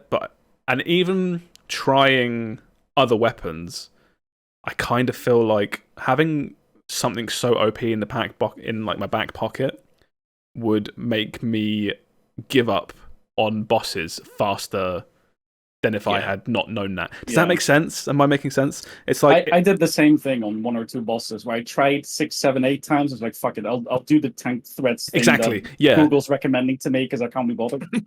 It's like tips for ABIS, run tank threads. Every guide that I found for any boss in that game is tank treads, miniguns, railgun shoulders, and I just feel like if I didn't have that in the back pocket, I would have tried to experiment more, or maybe pushed forward and tried more things in this game. So it's a balanced issue. It's also kind of my own fault. I know I could push through. It's a really weird problem to have. I'll say it's 50-50. I'll take some of the blame, because it is like a skill. It is also a skill issue at the same time. Like, I'll admit that. I guess if you want to get into it, it's to do with the player's time as well, right? If this was the only game coming out in the next 3 months, I'd be like, it's fine. I can deep dive into this. I can try a little harder. It's because a lot of us are like, cool, Armored Core is out, but Starfield's out in 3 weeks. Like, I gotta get through this. I've just got off Baldur's Gate. I got Starfield in. Exactly. Like, I'll use the tank, whatever. I got time to master this. I'm also like kind of petty as well, to the point where Will and Sam will know this. Luckily, it's not public. I was getting so pissy at that first. It's Baltius. Where I couldn't push through. And I think if I didn't have something OP to fall back on, I might have just dropped this game. Yeah, I think your exact words were something like, if I didn't have the tank, fuck this game. It's the difficulty in Armored Core 6 is all over the place. It's really, the game is okay it is, until Baltius, and then Baltius like, welcome to Armored Souls, mate. Like, let's have a go. So from what I heard, that was like the only real difficulty spike. There's not that it wasn't difficult, but it was the only spike. Well, the issue, the issue is everyone being like, "Oh, Baltius is something you have to overcome." You know, it's a skill issue. You have to learn it, which I do get that. But also, if so many people are having problems and struggling and getting really wound up and refunding the game because of this one boss, that is a difficulty spike. That is a problem, which I think they have now nerfed that boss and a few others. Yeah. Baltius and the Sea Spider got adjusted in the last patch. Yeah, because it doesn't matter if you can if you push forward in the game and you learn more, and suddenly, that boss was actually easy. It doesn't matter in hindsight. What matters is how you find it at the time, and if you can push through it at that point. And if a bunch of people are struggling at that point, then I think it is a problem. I think it's just up until that point, the game, it hasn't given you like a proper tutorial's the wrong word, but it hasn't conditioned you to be like, you should be swapping in and out parts at will, depending on the mission you need. Because up until that point, like Rick said, the difficulty is, it's not a hard game up until that point. So like, it kind of tricks you into thinking like, oh, I can just take whatever and got my mech and I'll Sekiro my way through it. Whatever, I'm good at these games, you know. And it's like, no, I bashed my head against Baltius for like 45 minutes with a build that I definitely was not like up to snuff to beat that guy. But God, you're so when it would have been so much easier to go and like, I'm such a gamer. Yeah, it was hype watching you beat him and surviving on like 4 health. But it was a good moment. When I was struggling on that boss, and I think I was like 2 hours in or something, I watched your VOD and got pissed off at how quickly you did that boss. I'll just admit it here. Like, I was like, I'm struggling. Let me watch Will struggle, and then there's just like, I'm skipping forward in the VOD. And I'm doing the boss. I skip forward, and you're off the boss. I'm like, hang on a minute, no, this is too quick. Like he's done it. He's done it in like 40 minutes. For Christ's sake, stroke my fucking ego anymore than I already have. The best thing was that run as well. Like Will got like clapped at the start, and it was like, all right, this is not the run, and it ended up being. It is the run. It is the run. It was the run. Yeah. That's something I wish all Souls games need to do going forward, though, is not like a menu with a mission replay, but I want to, once the game is over, I want to go back and I want to fight the first bosses again, and I want to see how much better I am at the game than I was the first time around. Because like you said, you get to New Game Plus, and I wiped the floor with Baltius in about 25 seconds after that, and I was like, there was a really nice moment where I was just sat in my living room playing Armored Core, where I just like, the mission started, and I'd kind of been like apprehensive about fighting him because I didn't want to do. It was like 11:30, and I was like, I don't want to do another 45-minute boss fight against this guy. And then you spawn in, he turns his shield on, and I killed him in 25 seconds. Absolutely clap him, yeah. Did a little fist pump in my chair, like, fuck yeah. It'll be interesting to see what they do next with the series, because I very recently watched Vati Vidya's video of him playing through every single Armored Core game. I was just like curious, like what are these games actually like? It seemed like a really good video to watch, and it was good. I do recommend it. It might change going forward, obviously, but From Software, back when they were making the other ones, they don't do sequels with these games in a traditional sense, which I found very interesting. Yeah. They do Armored Core X, numbered title, and then they tend to, for a generation, so say for like PS5 and Xbox Series X, they iterate upon that foundation with new story, new missions and stuff, and they don't do a traditional numbered sequel until like the next generation. Like the Monster Hunter sort of treatment. Kind of, right? yeah. Apparently there are, I believe, 23 Armored Core titles. There's it's like, so this is Armored Core 6, but there's, I thought maybe it's that much. There's definitely, there's more than 6 of these games. There's a lot of them. I think his video that he did, he played through like 15 of them or something, and there's 3 or 4 per generation as you go through. It's like, here's Armored Core 2, but then there's Armored Core subtitle 2, blah, blah, blah, blah. Apparently there are 13 main games, 7 spin-offs, and 3 remastered re-releases. Yeah, so there's a shitload of these games. Yeah, it's a lot of Armored Core. So it's like my reaction to Armored Core 6 coming out. I'm like, oh my god, there's 6 of these? How did I miss them? There's actually like 25. So yeah, maybe we'll get maybe like DLC, like a big chunky DLC or something for these games instead of new box copies. I mean, you might just get a big chunky DLC pack for Armored Core 6 of new stuff. I love that because I'm with you in that I'm not sure I needed to play through this game 3 times for the payoff, but if they come out and say here's a brand new bunch of content for this game, I would be there day one. Because I still want to just zip around in my mech and blow shit up. It's so much fun. Yeah, I wasn't done with Armored Core in the sense of I didn't want to play anymore. I could have played more content, but I just didn't want to do the same stuff again. Really, yeah. That was my issue with it. So the experimenting with different mechs, I did a bit of that. Just trying different types of mechs, but it's not enough variety. Like ultimately they all kind of play this. I pull left trigger, right bumper, left bumper, and things just kind of die. Yeah. It's funny as well because like I feel like there's a really cool feature where you can like save your mech and generate a code, right? And then you can send that to people and they can use. And I think that's such a cool feature, but it's like why? This game isn't like hard enough. I don't think. I think it's less to do with I want a powerful mech. It's more to do with I want to be Samus Aran. Or fair. That's fair. Yeah. I want to be Bender from Futurama because some dude 201. Some dude has spent 30 hours in Armored Core 6 since it's launched, and he's only done 1 hour of gameplay. He's just spent the other 29 making emblems and like. You don't have to call me out like that. All right, I'll push this along. But yeah, Armored Core 6, very good. Also, going back a little bit, play Blasphemous 2. That game's just really, really good. Sam, let's give you a go. What have you... Hello.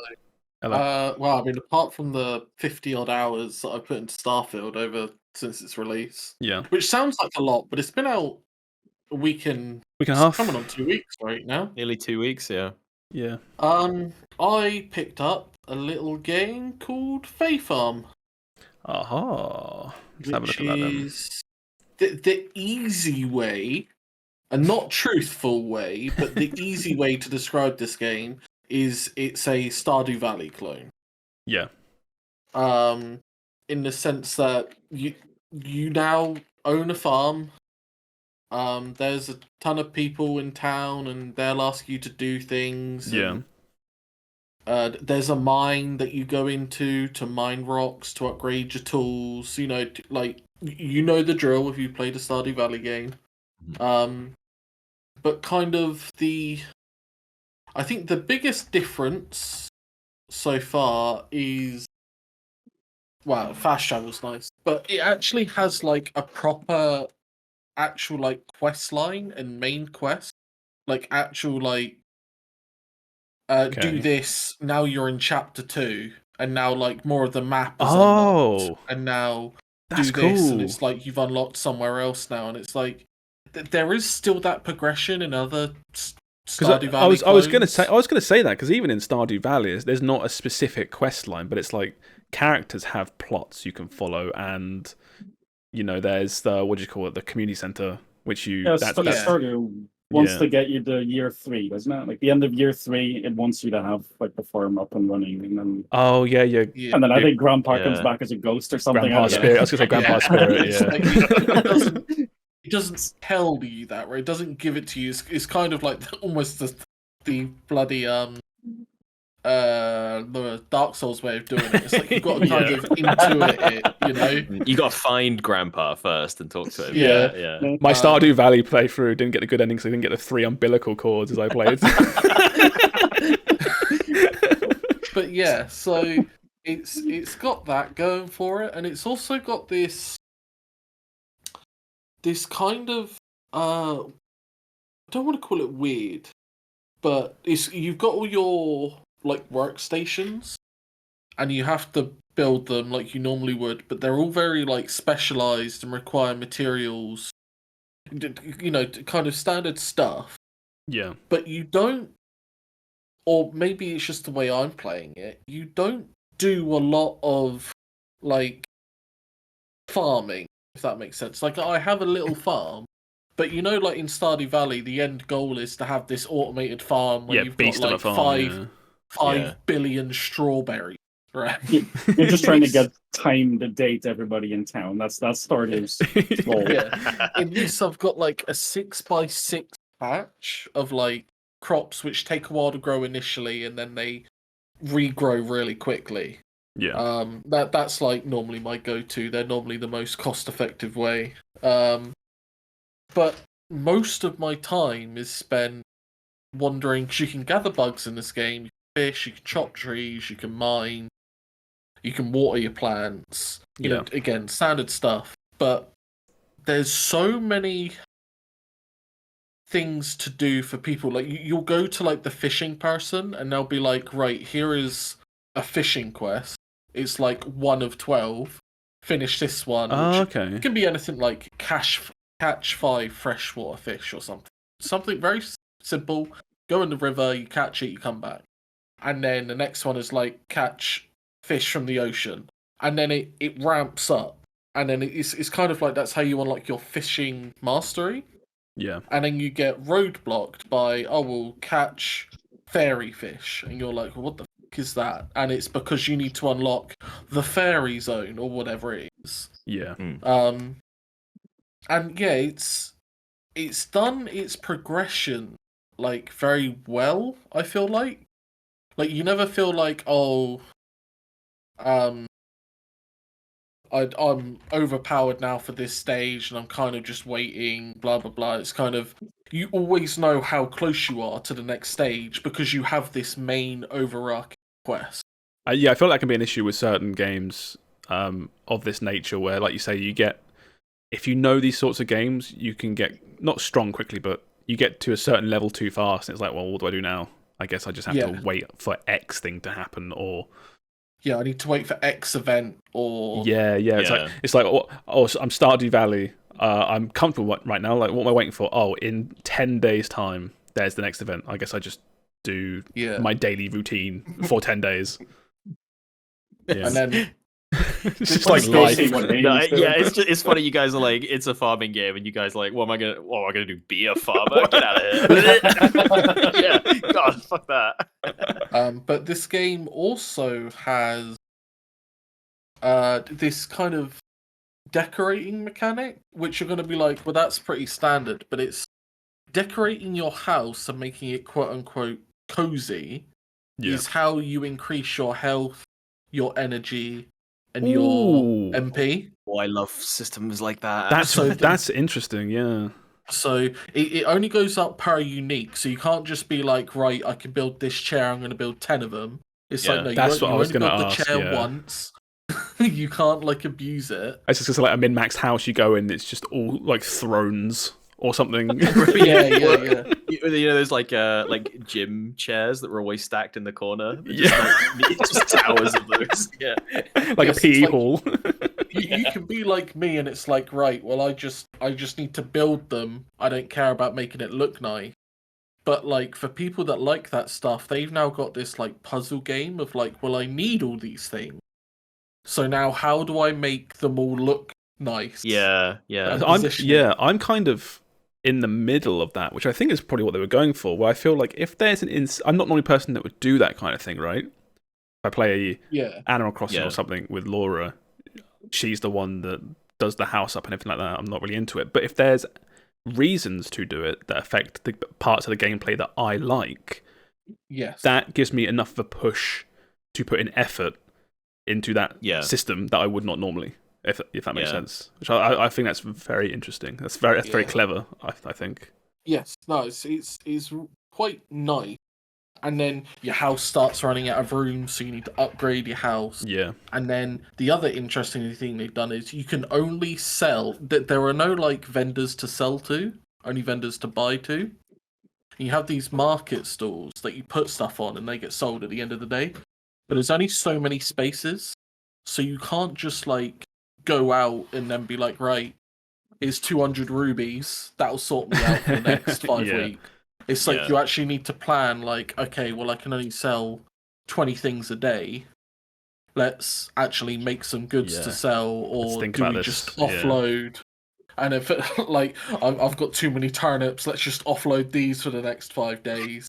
And yeah, it just feels well thought out, I think, is the best way to say it, because it's got everything else that you expect. It's got your people that you can romance. Everyone's got birthdays. If you give them a gift, you get more friends. It's got your flower petal event at the end of spring or whatnot. You know, your rainy days where you don't have to water your crop. Although if you do, again, one of the nice things, if it's raining, you do stuff out in the rain, your character starts to get like wet and shivers and then just loses some energy. So like it kind of, I don't want to say punishes you, but if you're just out and about doing stuff in the rain, it's like your character is not happy about this. You're supposed to be cozy inside in your little cottage in the rain. It's realistic. Or down in the mines. or down in the mines. That's even more realistic. What I'll say about this game is, for audio listeners that can't see, everything Sam is saying, I think is brilliant, and I really like the idea of this game. I really don't like the character designs. Oh, do you not? No, they look like it's very charming. It's My Sims. Did you ever play or see My Sims back on like the Wii and DS? It is exactly the same, and there's something about that combined with the aesthetic of like fairy wings. It's just not doing much for me. Not doing it for you. It's not doing it for me. I was thinking it reminds me of like the like art style that Square Enix adopted for a little bit for handheld games, where it's like no one had feet. Do you remember that one? Oh, what like Bravely Default, stuff like that. Final Fantasy, that like Crystal Chronicles DS, and yeah. I don't know. Let me look. Like, if you look up, literally like My Sims, looks cute to me. Yeah, I'm with you, Sam. I want to decorate my house now. It's this. It's My Sims. It's the Mii's from the Wii. I think you're doing a little bit of a disservice there. Oh yeah, it's you know, this was like 15 years ago.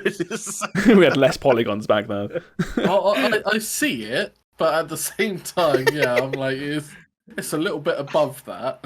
But I don't know. It's just this game's just really cute, really cozy. How much is it?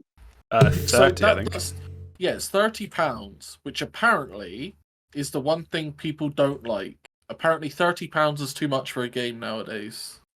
I mean, I just sat there and I Stardew when it launched.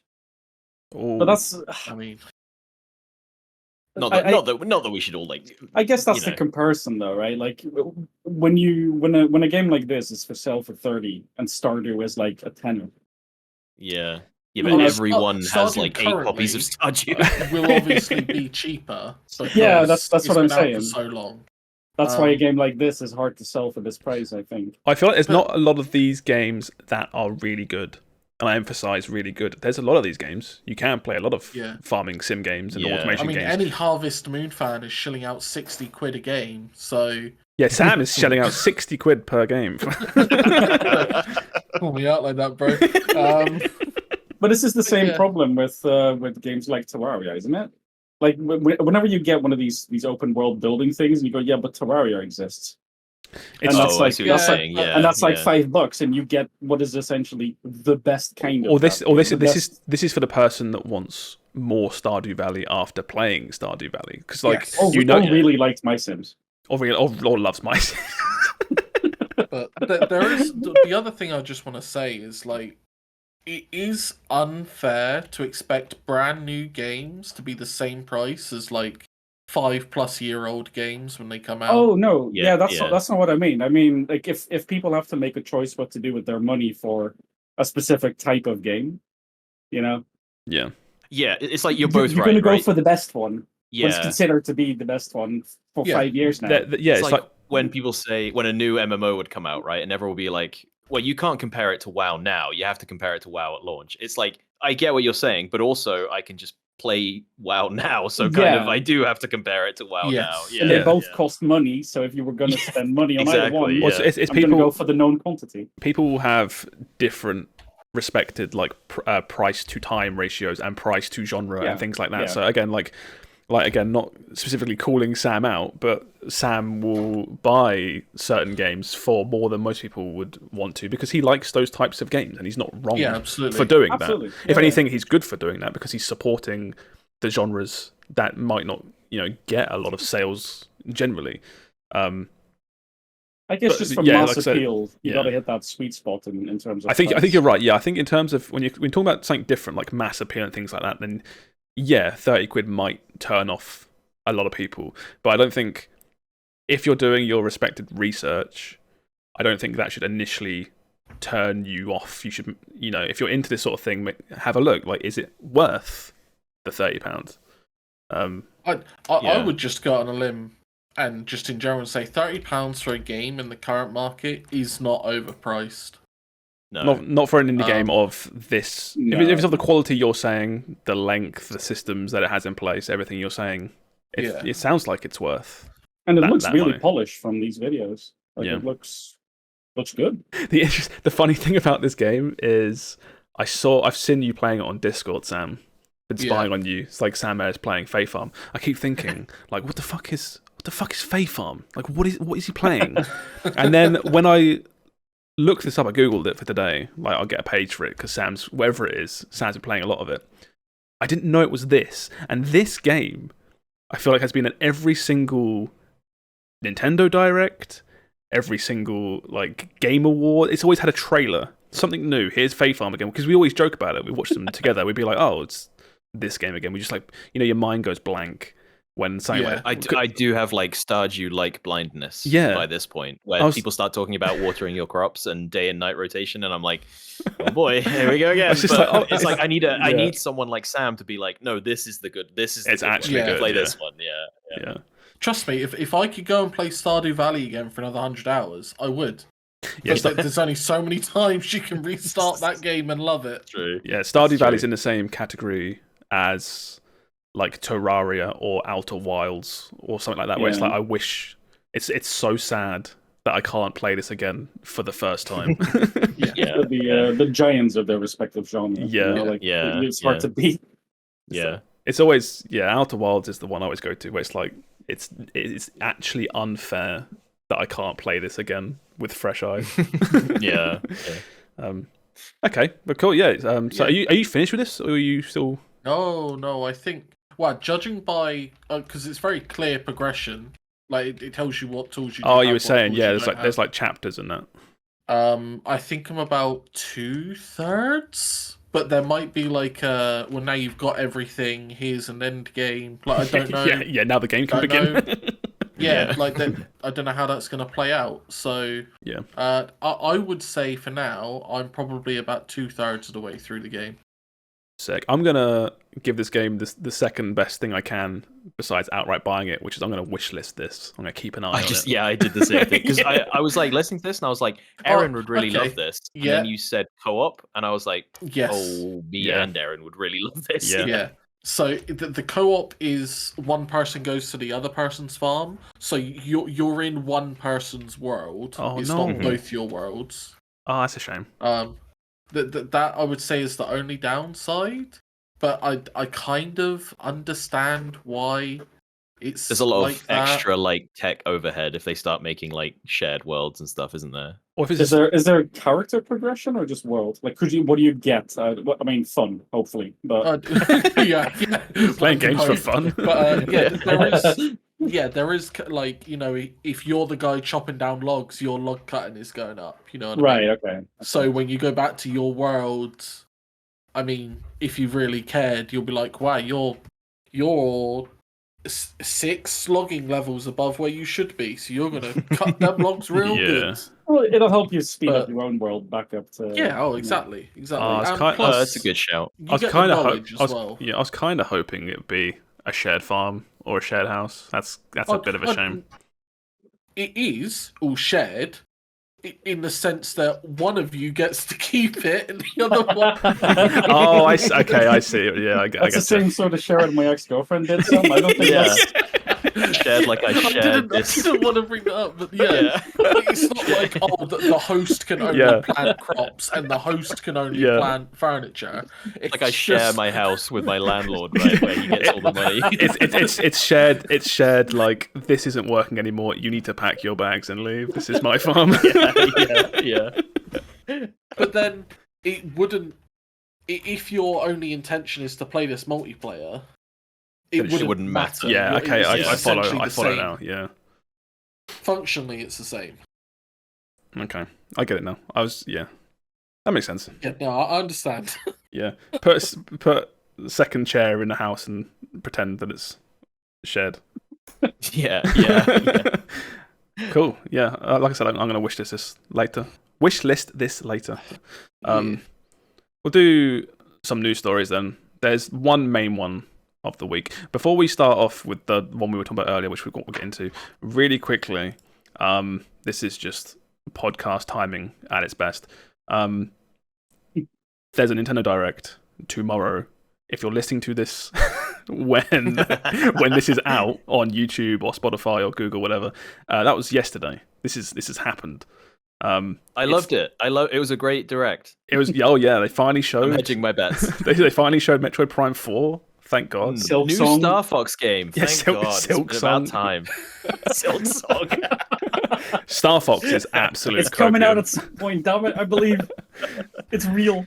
But yeah, we're always hovering around certain Discords and chat and stuff and this that, and the other. Probably our opinions will be out there somewhere. If there's super important stuff, it'll get covered the following week. But it's just podcast timing. This always happens at some point. But yeah, that's 3 p.m. UK time on the 14th. So that's that one. The big news story of the week is about the Unity engine. This happened, I think, a couple days ago, and it's just been sort of stewing everywhere over the last couple of days. I'll get people up to speed really, really quickly, and then I'll throw it out to you three, and we'll just chat about it. Unity is a game engine. You may or may not know that. Makes a whole varied type of, can make anything you want if you can put the effort in. It makes, or it's been developed for Tarkov, runs on Unity, and then Hollow Knight runs on Unity as well. So, and then literally every other game is somewhere between those two games. And if you're at any point, if you've been a hobbyist or you've looked into game dev, for yourself, you've come across Unity. It's always been, I feel like, the first stepping stone for hobbyists looking to get into game dev. It's always like Unity. Yeah. There are other engines. There's like Unreal Engine. There's Godot. There's even RPG Maker. Unreal's free to use, right? Unreal Engine 5 is free to use, yeah. Yeah, it wasn't until you start making X amount of money that it costs, I think it's a 5% of revenue or something? Yeah. So the way most of these engines work, and where this story comes from is because how Unity's changed theirs. The way most of them work is you can download these engines and make whatever you want on like a kind of quote-unquote free license.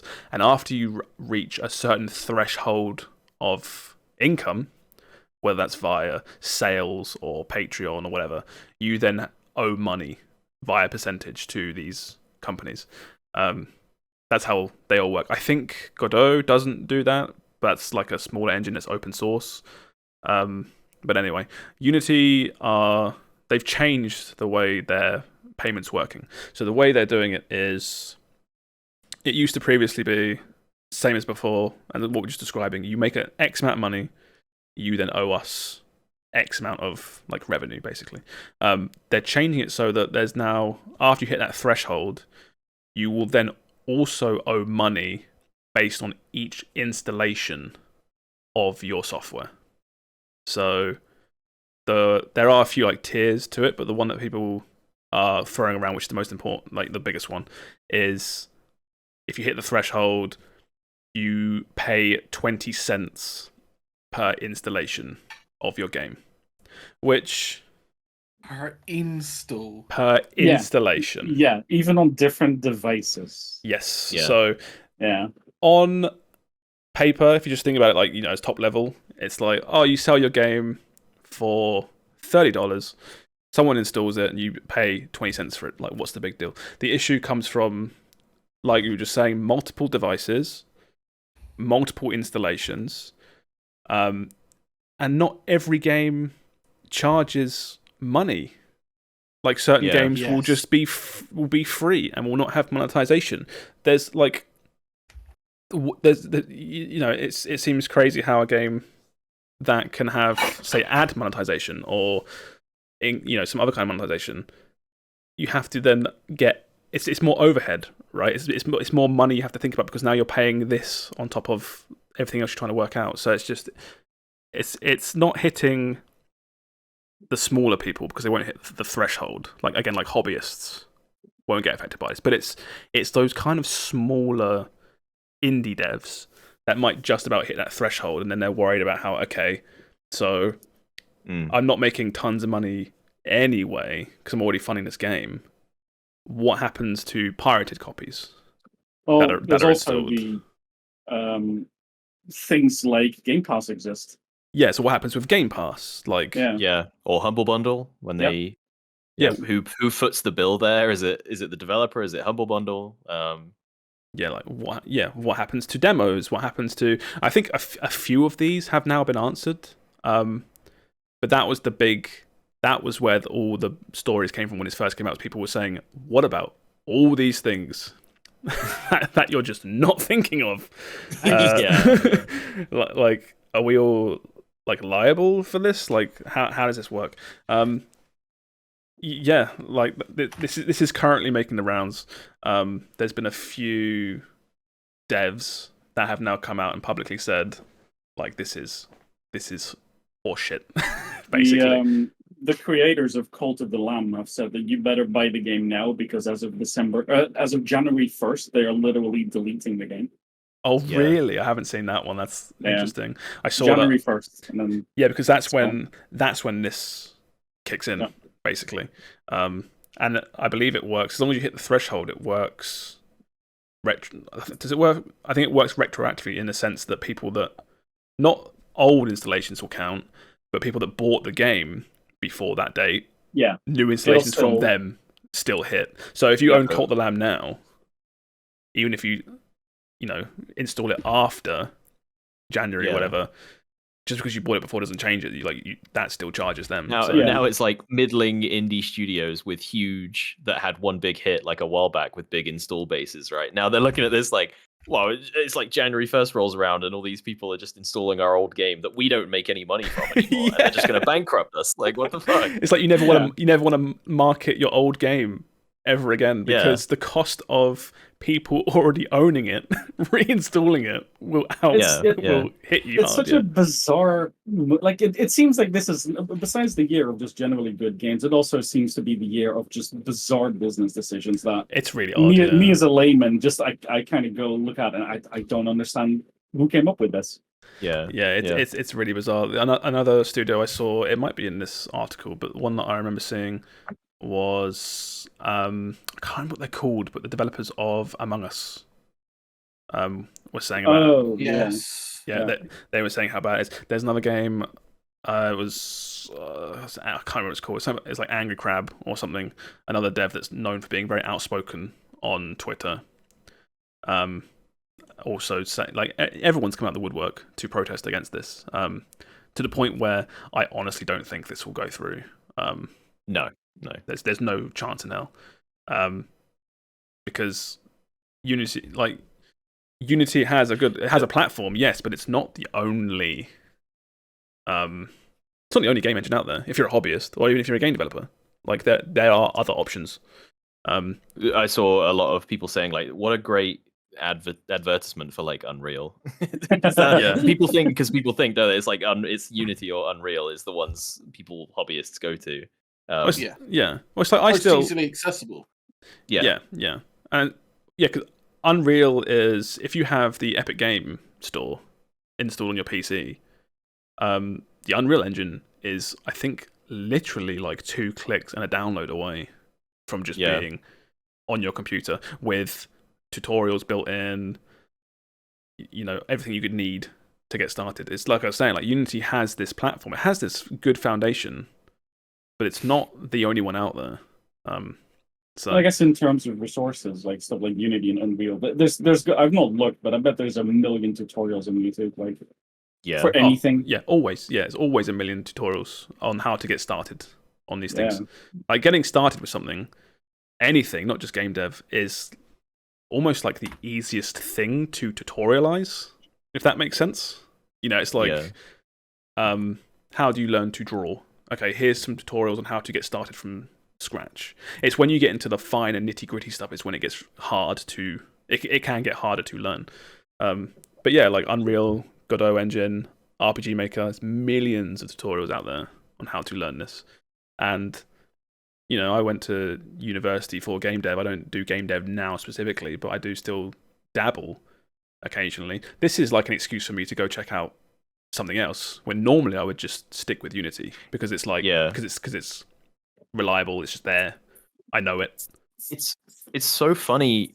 I wasn't even interested. I have no interest in going off to go and make my own game or whatever, but this is such a stupid move from Unity. I have downloaded Unreal and I'm like, I kind of do want to fuck around in Unreal and see why, like it's such a reverse advertisement for their product. It's ridiculous. And that's Bluntcast was saying in the Twitch chat, the current CEO of Unity, I think he's been there for a while, was the ex-EA CEO, who was John Riccitiello, right? Yeah. John Riccitiello, who was in charge during a lot of the bad stuff from EA. From EA at the time. Was it him? Was it him or was it the Andrew Wilson who was talking about that? He's like quoted as saying something. It's probably not as bad as this, although with this news maybe it is. But he was like, would gamers be happy with paying $1 to reload? That was him. That is him. That was him. So he said, when you're playing Battlefield and you're 6 hours into the game, you're not money sensitive at that point. So you could charge a player $1 to reload, and they wouldn't feel the sting as much. And it's just like, and that was that's like an idea for like how do we monetize these products that we're making? Like, you could do this. People aren't. It's gross. It's unbelievably gross. These are the same people that are confused as to why their games aren't selling right now. Yeah. Or he was also in charge of EA when they did I can't remember what it was called. I think it was called like the $10 project or something. And there was that period of time where, because game companies make no money on secondhand sales, they would keep some core features out of the game and have them as a code. Yes, I remember that. They had it as a code in the box, and that would say give you certain skins or weapons, or it would unlock the multiplayer component of the game. And that way, you use the code once. If that game is resold and that person wants the full experience, they have to plonk down $10. That was his idea. Be locked to the account. I completely forgot about that whole era of gaming. It was so gross. It was so gross. Yeah, it was horrible. We tend to suppress trauma.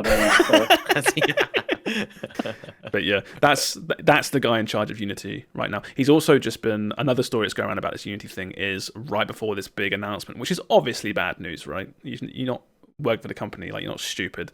Him and some other people, like upper level, have just sold a shitload of Unity stocks that they own. Right. So it's like, oh, cool, like insider trading on top of this. It's so shit, man. Because I like Unity. I have a big history with Unity. I'm not game dev or anything, but I have, of all my games or software that I have hundreds of hours used, my most played stuff, Unity's up there, man. Across university and projects and stuff, I've spent hundreds, if not thousands of hours in Unity. I remember Unity as being like the shitty indie horror games where everything just looked like plastic. And it wasn't until I think Layers of Fear where I was like, oh, this looks good. Like the lighting's great. It looks fantastic. What is this made in? Unity. Like, wait a minute, Unity's a legit engine? Because I always thought it was like basically playing with Legos, you know, or Duplo, I guess. Yeah. But no, it's really versatile. It's the one that always gets me is Tarkov. Like, is that Unity? Yeah, it is. Yeah, Escape from Tarkov. I didn't know that. Yeah, Escape from Tarkov is made in the Unity engine. I remember because Tarkov's been out for a while now. You know, Unity for the longest time was known for like you were saying, like kind of not necessarily plasticky, but like indie games, like platformers, and it had that Unity look. Yeah. And then I found out Tarkov of all games was made by or made in Unity. I was like, oh, you're lying. I literally don't believe you. And Genshin and Starfield as well. Yeah, Genshin. Yeah, I remember back when I was making a little indie game and we would show it off at like events and stuff. Some people would say like, "Oh, where'd you build this?" And we'd be like, "Yeah, it's just a little Unity project." And they'd be like, "Damn, doesn't look like a Unity game." And I remember at the time being like, "Thank you, we tried very, very hard to make that the case." Yeah. But ultimately, an engine is just a platform for you to plonk your own art into, right? So whatever you can make, you can make work. But at the time, Unreal went through the same thing, right? But where do you remember it was like everything was so shiny and I just remember Unreal being brown. I was gonna say and texture popping. Yeah, lots of texture popping. Yeah, it was texture popping, and it was brown and bloom.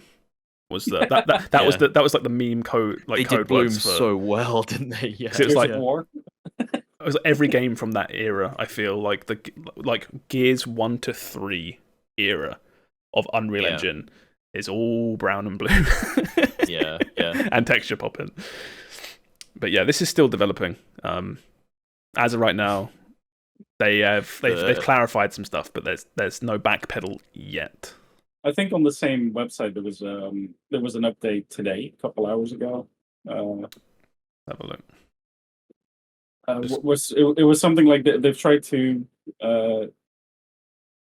address. I think it was addressing the fact that it was on Game Pass or something like that.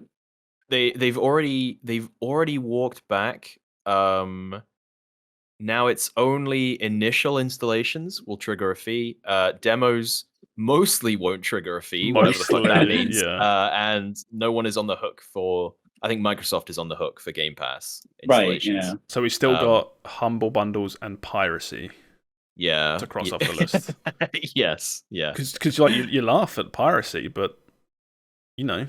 But yeah, well that because that was immediately like people aren't going to be review bombing. Now they're just going to be like running bots to install and uninstall the game that you are currently outraged about until you bankrupt the company. There's literal software out there that you can just Google that spoofs your hardware ID. Yeah. Like if it's linked to that, then like you say, people will be setting up scripts. It's like, you still do it. Yeah. I hate this game because I have an agenda or XYZ reason. I'm going to go on this random subreddit, download this script someone's made, and I'm going to cost this developer, like, I don't know, $100 for running this script for the day. Yeah.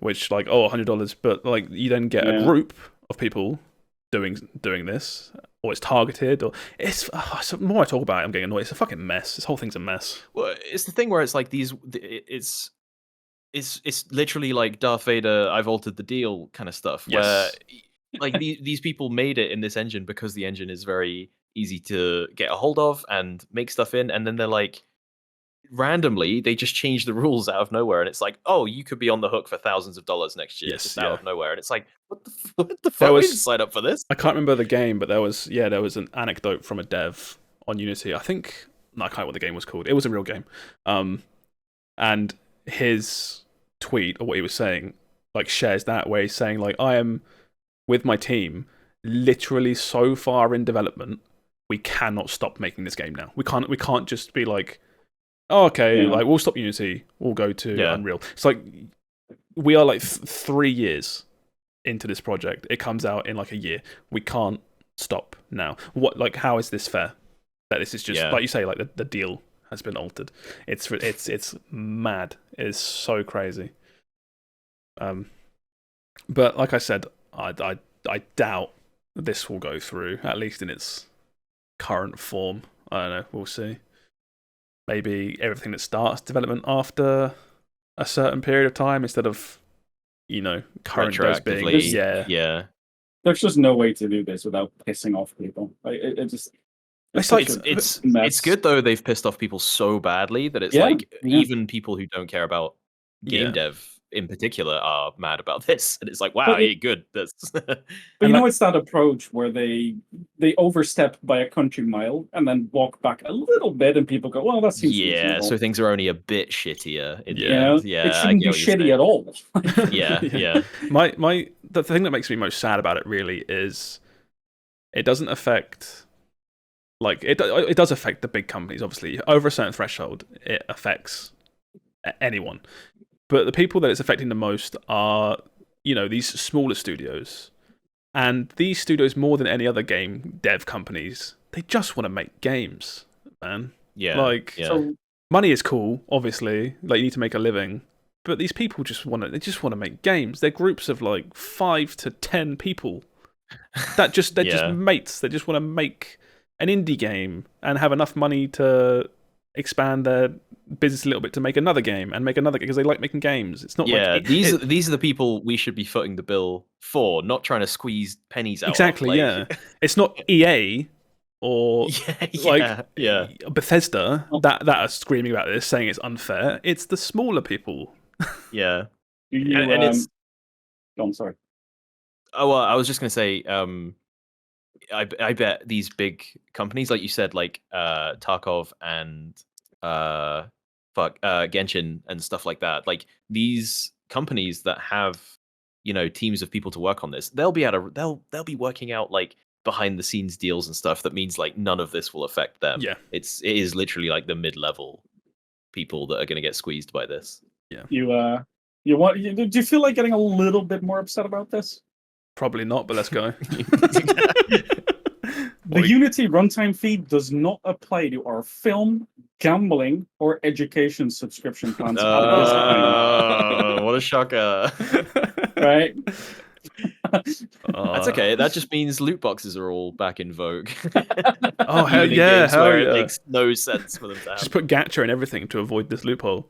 Yeah. Wait, did you say gacha? Yeah. I'm back on board. Yeah, he's back on board. No, but apparently gambling apps and all that are exempt, which makes perfect sense. Of course.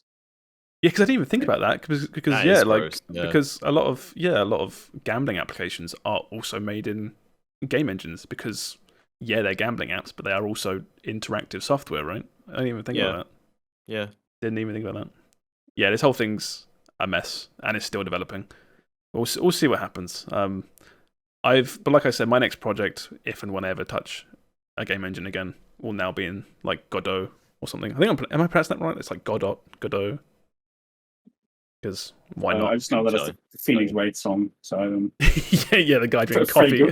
Fragrance of Godot. Yeah. It's a smooth jazz.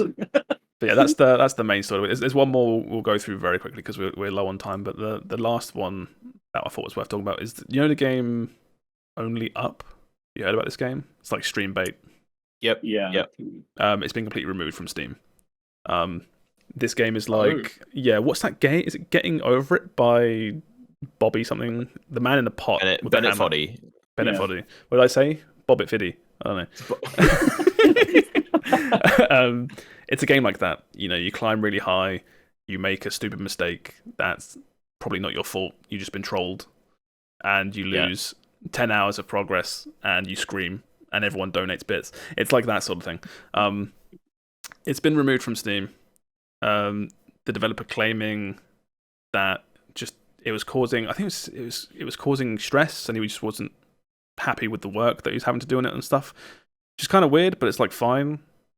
But then there's also other stories coming out about it saying that the game straight up used stolen assets and 3D models and stuff like that. Oh. And he was getting under the person that developed. I don't know if it was one guy or multiple, but they were they were in hot water over, I think, NFT adverts in the game as well. And then on top of stolen assets. So some people are saying that the plug has been pulled just to.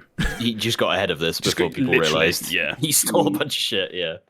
What an odd game to asset steal for when it's all just random assets shoved in a vertical level. Well, that's the thing is because so it's if you've seen or played this game, you know it's called Only Up. It's a third-person platform where you climb up and up and up and up.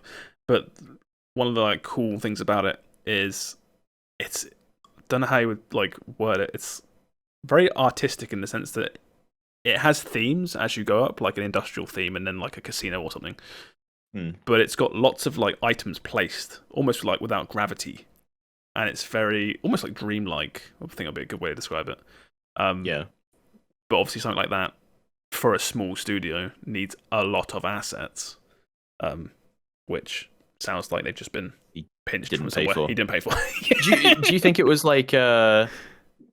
it's one of those things where it's he's going to make this game, he's going to sell a couple of 100 copies, make a bit of money, and move on to his next grift or something, and then some fucking streamer plays it once, blows it up, it sells 1 billion copies, and suddenly everyone's like, hold on, I recognize that New York Taxi. Where's that from? Yeah. Suffering from success. Yeah. He's already left the building. He's already gone. But so it's funny you say about move on to the next grift is he's already mentioned how we're focusing on our next indie project name. It's called Kith. And it's a departure from Mike Tyson. I was going give the kid. But it's completely different to Only Up, and it's going to be more story focused and focused on cinematography and realism. And it's just you're just trying to get as far away from this shit as possible, aren't you? Okay, before we crucify this guy, is it legit or is it let's It's what legit? Sorry, is this stealing? Is it actually stolen, or is this just internet scuttlebutt? Let's have a look. I'm fairly sure I read that it is. Oh, okay. Let me find it. Oh well, yeah. Fuck that guy then. It's. I read it earlier. It's in this article. So yeah, it's at the very least they're in hot water over that. So we'll see. Regardless of all of that, you cannot buy this game anymore. If you own it, you can still download it on Steam, so you can still play it. It's just not. You can't buy it. You've missed the boat on it. If you want to get it now, got to figure out what I'm going to do. Stream on Thursday now. Exactly. Yeah, you can't scream at your progression lost and raking those back to Five Nights at Freddy's speedruns. I suggest getting over it with Bennett Foley. yeah, true. But yeah, that was the only other big story of the week. Other than that, you've got a few big games coming out in the upcoming week. There's some really big stuff coming out actually. One of them we mentioned earlier was Lies of P. So. Most people have heard of this, but if you haven't, this is an upcoming Souls-like based on Pinocchio. Yeah, that's right. Yeah, Pinocchio. yeah. You play as Pinocchio. You play? Oh yeah, I didn't. Okay, I don't know much about this game. Really, it's on Game Pass. That's my reason for checking it out. It's so from what I gather from the demo, and it's not super clear because it does that Dark Souls thing where it doesn't tell you shit. Yeah. Love that. I unironically do, yeah.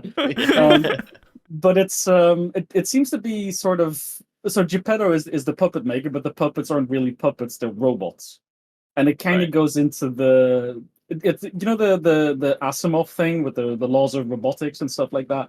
There's something like that because robots aren't supposed to be able to lie, but you can. And in the demo, there's 2 moments where the game asks you a question. And you get to say yes or no or whatever the answers are. And it mentions something about affecting your humanity. Interesting. And I don't really know what it does because the demo doesn't do anything with it. But it's as simple as, you can only enter this room or the hotel if you're human. Are you human? Okay. Okay. Yeah. That's yeah, pretty cool. I am. Oh, and I goes, okay, come in. That's exciting. And that, I guess, Pinocchio and the lying, that would be... But I don't know how it impacts the game itself. Massive nose. Yeah, Timothy Chalamet's nose just gets way bigger. Yeah. So I'm just over here sat I've watched a Ricky Gervais film about this. Being the only person invention of lying. What the fuck? That's too much of a pull. Look at that outfit. That's literally Pinocchio. Oh, that's pretty cool. That's like a. Just from the gameplay and from the demo, it just seems to it seems to steal ideas from all the good Souls-likes, and I'd rather have a game steal well than just have something completely... As long as you put enough of a riff on it that it's your own thing, then sure, go for it. Yeah, but it's like there's a weapon degradation thing, which is you have a grindstone on your robot arm, and you have to, at some point, sharpen your weapons again. But that happens during boss fights. So you have to find a moment where you just have to hold your weapon up against the grindstone. Like taking a sippy in a mid-boss fight. Kind of, yeah. Interesting. It's really... I'm really looking forward to this. This game's going to slap, I think. I'm really looking forward to this. This is on the 18th. So you've got that on the 18th. Also coming out next week. This is more for me, I think. I don't know if anyone else will be playing it. You got Mortal Kombat 1. Oh my god. Yeah, that comes next week. That's if I have the money, Josh. Yeah. I've been very vocal about this, about renting my games. I'm renting this. I'm renting it on PS5. I will play through what will probably be like a 3-hour-long campaign. Fuck around in the other modes for a bit and then give it back, because these I do like Warner Brothers games do tend to come to Game Pass quite quickly, don't they? That's true. You might see something, at some point. If it's anything like the last MK, it'll have a shitload of extra monetization that they'll try and squeeze from the new people first, then they'll port it over. Because also MK11, I found to be pretty egregious. As someone that I guess just wasn't used to that in a fighting game, it seemed a bit like, you just keep asking for coins and money. But I think this game looks really cool. They had a like a launch trailer today. Looks really fun. This is one of those early access games as well, so if you buy the premium edition, you can play this literally tomorrow. Same goes for Lies of P, by the way. If you pre-purchase, it opens on Saturday. Oh, I didn't know that. Every game's doing that now, man. I don't like this trend. I don't like it. Yeah. we were talking about it on your Discord, Will, the other day, because I was like, you got Starfield and Mortal Kombat, and there was another one, Diablo. Diablo did it too, all these games charging extra for early access. Don't think I like that. And now you're saying Lies of P as well. Oh god, it's going to happen. It's happening. It's actually happening. It's not just the triple A's anymore. Now the indies are getting on it. It's happening. This looks cool though. MK1 looks very cool. The other game coming out is Payday 3 on the 21st of September. This is out of the 3. This one's a little bit after. This looks cool. I'm looking forward to jumping into this as someone that didn't play much of previous Payday games. I'm looking forward to... Have you played the demo or the beta? I haven't, no. I heard it was... I think Steve was saying it was a bit fucky, so we'll see how launches of this. The gameplay was fine, but the systems, like, it was really hard to actually invite your friends and get into a match. Yeah. That was just wonky, but... Yeah, I'm planning on playing quite a bit on launch day, so hopefully it works. We'll see. But either way, I'm excited. I was, as someone who always wanted to play like Payday 2, but never did because I feel like I missed the boat. It's good to have a new start point. Like, even if it's just, it's Payday 2 again, but slightly better looking, so that's fine. It's still an entry point for me. So... How much is this? Is this full price? So this is, if you buy it on Steam, $34.99. This is another game that's on Game Pass though. So if you're up for playing it on Game Pass instead, both this and Lies of P are Game Pass Day 1 games, which is a good month for Game Pass. I think Payday as well is also, it's like crossplay between Steam and Game Pass, so you don't even have to worry about that, which is pretty cool. Good month, good month for Game Pass. Starfield, Payday 3, and Lies of P in the same month. I feel like is a pretty solid month for that subscription. Yeah, that's worth £1, isn't it? Yeah, not £1 anymore. £1, yeah. Yeah, no, those days are over. If you're listening to this in the future on the Friday, you can't do the Xbox Live Gold trick anymore because Xbox Live Gold is becoming Game Pass Core as of the 14th of September. So the £1 trick is going. I think free trials, just generally like cheaper trials, are vanishing for Game Pass as well. I think that this is just it now. Going forward, it's like, no, you're gonna have to cough up. You have to cough up some money going forward. Because I think Starfield was... We were talking about it last week or 2 weeks ago, I should say, Starfield was the big one that they were like, okay, like let's be real, you're not playing this for £1. The price is changing? I don't think the prices are changing. It's just you have to pay the actual price. There's no more introductory offers. Yeah. They might. I mean, to be fair, it was pretty exploitable. Yeah, we had it so. Yeah, we had it so good for so long. Yeah. It's been like 2 and a bit years, I think, of just what felt like endless £1 Game Pass. 2 and a bit years, or about 20 quid. I've like looking back at it like retrospectively. You know, I played like Gears 5. I played all these other like day one Game Pass games. Forza Horizon 5? Forza Horizon, Halo. Halo Infinite. Wasn't the best game, but that like at the time it was like, oh my god, new Halo game for £1 price. So yeah, that's gone.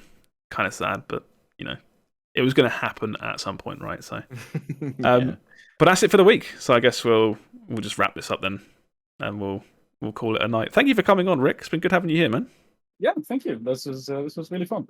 Well, I was saying before, if it's been far too long, I think it's well overdue having you on here and chatting for a bit. We've known you for what, like 2 years now, I think, something like that. So thanks for coming. Did you want to plug anything whilst you're here? I stream, or I try to. Oh yeah, you're. There we go. I have it ready. Yeah, you're a Hunt Showdown streamer. What days do you stream? Monday to Friday, is that right? I stream Mondays to Fridays at 5:30 CET. I generally do Hunt 3 times a week with some variety sprinkled in, but I could become a Lies of P streamer as of this Saturday. So depends on how good it is. And then I got your YouTube ready as well, because you put. That's just the monthly montages. Hey, I don't always have time to watch streams. So I always like the odd YouTube video that you put out. But yeah, thank you for coming on again. Thank you guys very much for having me. This was fun. Hey, no worries, man. We'll do our socials very quickly. You can't find me. Let's just get it done that way. It's never good. You can't find me. Where can we find you, Will? You know where to find me. Yeah, we know. Well, we know where. Okay, you can't find me. You know where to find Will and Sam. Some of you are finding me. Stop. That's S4MM3H at Twitter. Just completely dox him right now. Just drop the man's full address. I feel like a twat now for being the only one shilling. No, we're so bad. The endings are always super awkward, so I just kind of just roll with it these days. But anyway, thanks for listening, everybody. Goodbye. Bye. Hey, bye. Miss you. Bye. Bye.